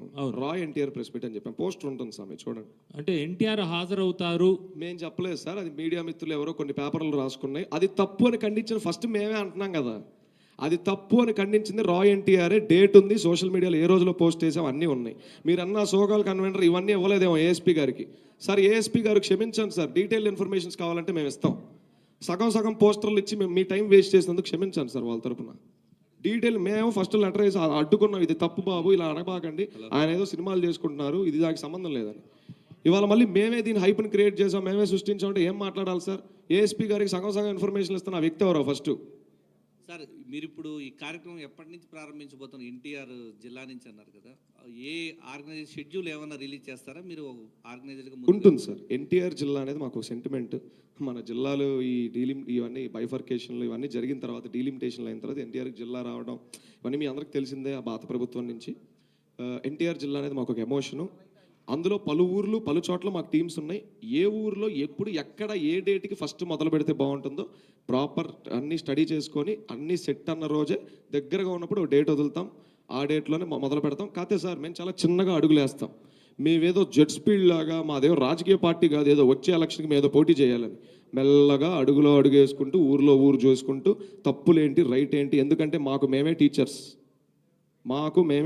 మమ్మల్ని ఎవరు వెనకాల నుండి ఎవరో ఇది చేయి అది చేయని మేము ఎవరికి బీ టీం కాదని చెప్పాం. నేను తప్పు చేస్తే పవన్ అడ్డుకుంటాడు, పవన్ తప్పు చేసుకుంటే రాజేష్ అడ్డుకుంటాడు. అసలు మేము ముగ్గురువే తప్పులు చేస్తే కోర్ టీం మమ్మల్ని క్వశ్చన్ చేసిద్ది. ఈ వాదనలు ఈ ప్రతివాదనలు జరుగుతూ ఒక్కొక్క ఊరు వెళ్తుంది. అని నేనే 100 కోట్లు కూడా 2 ఏళ్లలో చేసేస్తామని ఎక్కడా చెప్పలేదు. అసలు మాకు చెప్పే టైం ఇవ్వలేదు, అంత స్పేస్ ఇవ్వలేదు. ఈ లోపే 100 కథనాలు మమ్మల్ని స్కామర్లు చేసేసారు స్టేట్లో. ఇప్పుడు నేను స్టేట్లో one of the biggest criminal అనమాట. 100 కోట్ల స్కామ్ ఒక రోజులో చేశానంట. ఈ దొంగల ముఠా నా ఫోటో కానీ మా నాయనమ్మ గారు ఎంత ఇబ్బంది పడ్డారో మీ ఎవరికి తెలియదు సార్. అది నాకు మాత్రమే తెలుసు. అది నేను సోషల్ మీడియాలో కూడా చెప్పలేదు. చెప్పి నేను ఏదో సింపతి కార్డు ప్లే చేయొచ్చు, నాకు ఇష్టం లేదు. నేను మౌనం పాటించడానికి ట్రై చేశాను సార్. కానీ మొన్న మీడియా మిత్రులు బయట అడిగారు, నాకు దర్శనం టోన్ అవుతుంది, నేను ఎంతో ఇబ్బందిలో ఉన్నాను, కొంచెం ఫాస్ట్గా చెప్పడం వల్ల 1-2 మాటలు మిస్కమ్యూనికేట్ అయినాయి. దానికి స్టార్టింగే సారీ చెప్పేశారు.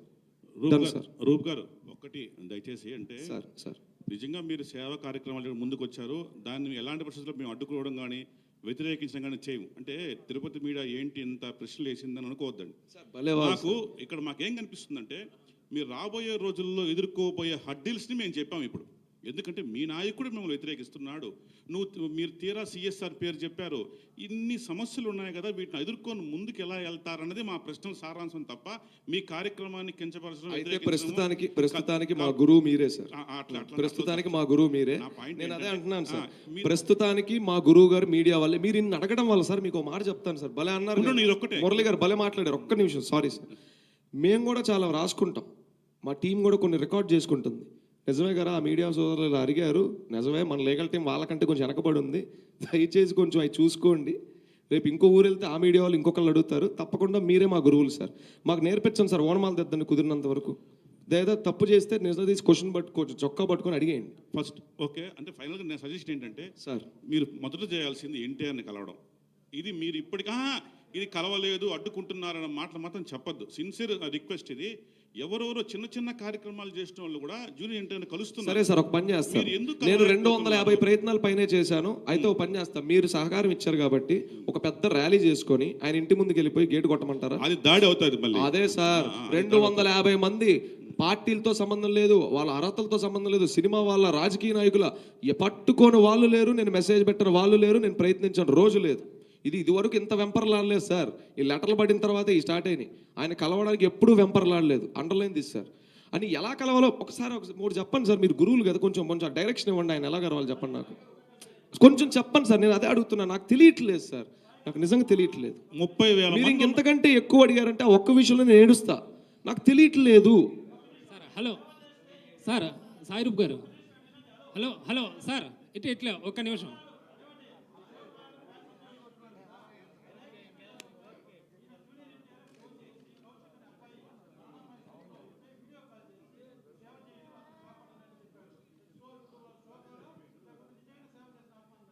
శ్యామ్ అని మా అభిమానం ఒక వ్యక్తి ఉన్నాడు సార్. సోకాల్డ్ అంటే సోకాల్డే కదా సార్, నేనేమన్నాను? అదే సార్ చెప్తున్నాను. అవును సార్, మా దగ్గర హీరో నెంబర్ ఉంటే మేము కూడా వీడియో కాల్ చేసేవాళ్ళం సార్ హీరో గారు. అదే కదా సార్ నేను అంటుంది. మేమేమంటున్నాం అంటే సరే అక్కడే మాట్లాడుకుందాం, అక్కడికే వస్తాను. శ్యామ్ మ్యాటర్ మీ అందరికీ తెలుసు. 2023 జూన్ 27 శ్యామ్ అనే ఒక ఎన్టీఆర్ అభిమాని చనిపోయాడు. ఆయన చావు రాష్ట్రం కాదు దేశం మొత్తం ట్రెండింగ్ అయింది. వీ నీడ్ జస్టిస్ అన్నారు. కొంతమంది హత్య అన్నారు, కొంతమంది సూసైడ్ అన్నారు. ప్రభుత్వాలు గవర్నమెంట్స్ కూడా ఫైట్ చేసినాయి అలా ఎలా అని. అందరూ ఇంత చేస్తున్న టైంలో మేము ఒక్కలమే చేసిన ఒక యూనిక్ థింగ్ ఏంటో తెలుసా? ఒక లెటర్ వదిలి శ్యామ్ చెల్లెల బాధ్యత మాది. ఎందుకంటే ఆయన ఆ అబ్బాయికి ఒక కుటుంబం ఉంది. ఒకప్పుడు మా తిరుపతి ఇన్ఛార్జ్ కింద కూడా ఒక వాలంటీర్గా పనిచేశాడు శ్యామ్. నేను 1-2 సార్లు శ్యామ్ని కలిశాను. ఆ లెటర్ వదిలిన తర్వాత మీరు అనుకుంటారు లెటర్ వదిలారు, పబ్లిసిటీ అయిపోయింది, ఇంక నిద్రపోతున్నారు వీళ్ళని. మేము మొన్న నెల క్రితం కలిసాం వాళ్ళని, ప్రూఫ్ ఉంది. ఆ అమ్మాయిని అమ్మ నీకు పెళ్లి ప్రామిస్ చేశాం కదా అని చెప్పి నువ్వు పెళ్లి చేసుకోవడం కాదమ్మా, నువ్వు ఫస్ట్ చదువుకో. నువ్వు ఫస్ట్ సిఈసి ఫీజు కూడా మేమే కట్టాం 2 years బ్యాక్. ఆ అమ్మాయి ఏంటంటే వాళ్ళ అన్న చదవాలనుకున్న కోర్స్ చదవాలని ఎక్కువ ట్రై చేస్తూ అది కుదరక అమ్మాయి లేట్ అవుతుంది చదువు. హోటల్ మేనేజ్మెంట్ చేద్దాం అనుకున్నారు వాళ్ళ అన్న, అది కుదరక చనిపోయాడని అదే అనుకుంది. కానీ అమ్మాయికి అది కుదరట్లా. మొన్న ఇటీవల వెళ్ళి నెక్స్ట్ ఇయర్ నేను ఎంబీఏ చదువుదాం అనుకుంటున్నానన్న ఏదో అడిగింది. అయితే తప్పకుండా చేస్తానమ్మా, ముందుగా చెప్పు, మేము ప్లాన్ చేసుకోవాలి కొంత డబ్బు అనేది అన్నాను. ప్రామిస్ చేసాం, ఫ్రూట్స్ బాక్స్ ఇచ్చి వచ్చేసాం. ఇప్పుడు చెప్పండి సార్, ఆ సో కాల్ మీరు అన్న వాళ్ళు ఎన్నిసార్లు కలిసారు ఆ కుటుంబాన్ని? కొంతమంది కన్వీనర్లు వాళ్ళకి ఇచ్చే డబ్బులు కూడా తిన్నారని వాళ్ళు నాకు చెప్పింది. నేను వాళ్ళ పేర్లు ఏం చెప్పలా, ఆ అమ్మాయి కూడా పేర్లు చెప్పలా. పాప ఎంత జాగ్రత్తగా మాట్లాడింది, ఎంత గౌరవం ఇచ్చిందో. అన్న మా కోసం కలెక్ట్ చేసిన ఫండ్స్ కూడా తిన్నారన్న వాళ్ళు. వీళ్ళని ఎవరు క్వశ్చన్ చేయాలంటే అమ్మ ఇప్పుడు దీన్ని బయట పెట్టానంటే మన రామారావు గారిని అవమానించినట్టయితే వద్దమ్మా అన్న. నీకు ఒక్క అన్న పోతే ఇన్నందరూ ఉన్నారమ్మా ఎన్టీఆర్ గారు అన్నలని చెప్పి మేము అక్కడ కూడా రా ఎన్టీఆర్ నుంచి రిప్రజెంట్ చేసామని చెప్పాలా. మేమందరం రామారావు గారు అమ్మాల్లో. వ్యవస్థ అనేది ఒక ప్లాట్ఫామ్ అంతే. రా ఎన్టీఆర్ని ల్యాబ్ బాగండి, ఇది నడుస్తుంది కూడా ఆయన ప్రేమతోనే, ఆయన ఇదితోనే, ఆయన కోసమే. మేము ఎన్నిసార్లు కలిసాం, వాళ్ళని ఎంత కష్టపడ్డాం, మేము వాళ్ళని ఎంత ఇదిగా చూసుకున్నాం. వాళ్ళ అమ్మగారిని అడగండి, నాన్నగారిని అడగండి, వాళ్ళ చెల్లెలు గారిని అడగండి. వెళ్ళండి సార్ వాళ్ళ ఇంటికి కూడా వెళ్ళండి, ఇక్కడే ఉంది వాళ్ళు ఇల్లు. అంటే వాళ్ళని ఇబ్బంది పెట్టద్దులేండి సార్, అంటే వాళ్ళు పాపం చాలా లోలో ఉన్నారు అంటున్నాను. ఇది పరిస్థితి. మాకుందా బాధ్యత? మాకు బాధ్యత లేదా? అదే సార్, ఊరు ఇంకా చెప్పలేము ఇప్పుడే. ఊరు మేము పూర్తిగా అనుకోలేదు. ఒక 4-5 ఊర్లు టీమ్స్ ఉన్నాయి. అదే సార్, 4-5 ఊర్లో మంచి టీమ్స్ ఉన్నాయి ఆ చుట్టుపక్కల ఎన్టీఆర్ జిల్లాలో. ఏది ముందు మొదలు పెడితే బెటర్ ఆలోచించుకొని మా కోర్ కమిటీ డెసిషన్ తీసుకుంటుంది సార్. ఇది నా ఒక్క డెసిషన్ కాదు. Thank you so much sir, thank you so much. జై ఎన్టీఆర్. మీడియా మిత్రులందరికీ, పోలీస్ శాఖకి, ఇందాక బయట వచ్చిన పోలీస్ శాఖకి, బయట ఉన్న వారికి, ఈ ఈవెంట్ ఎంత సజావంగా జరగడానికి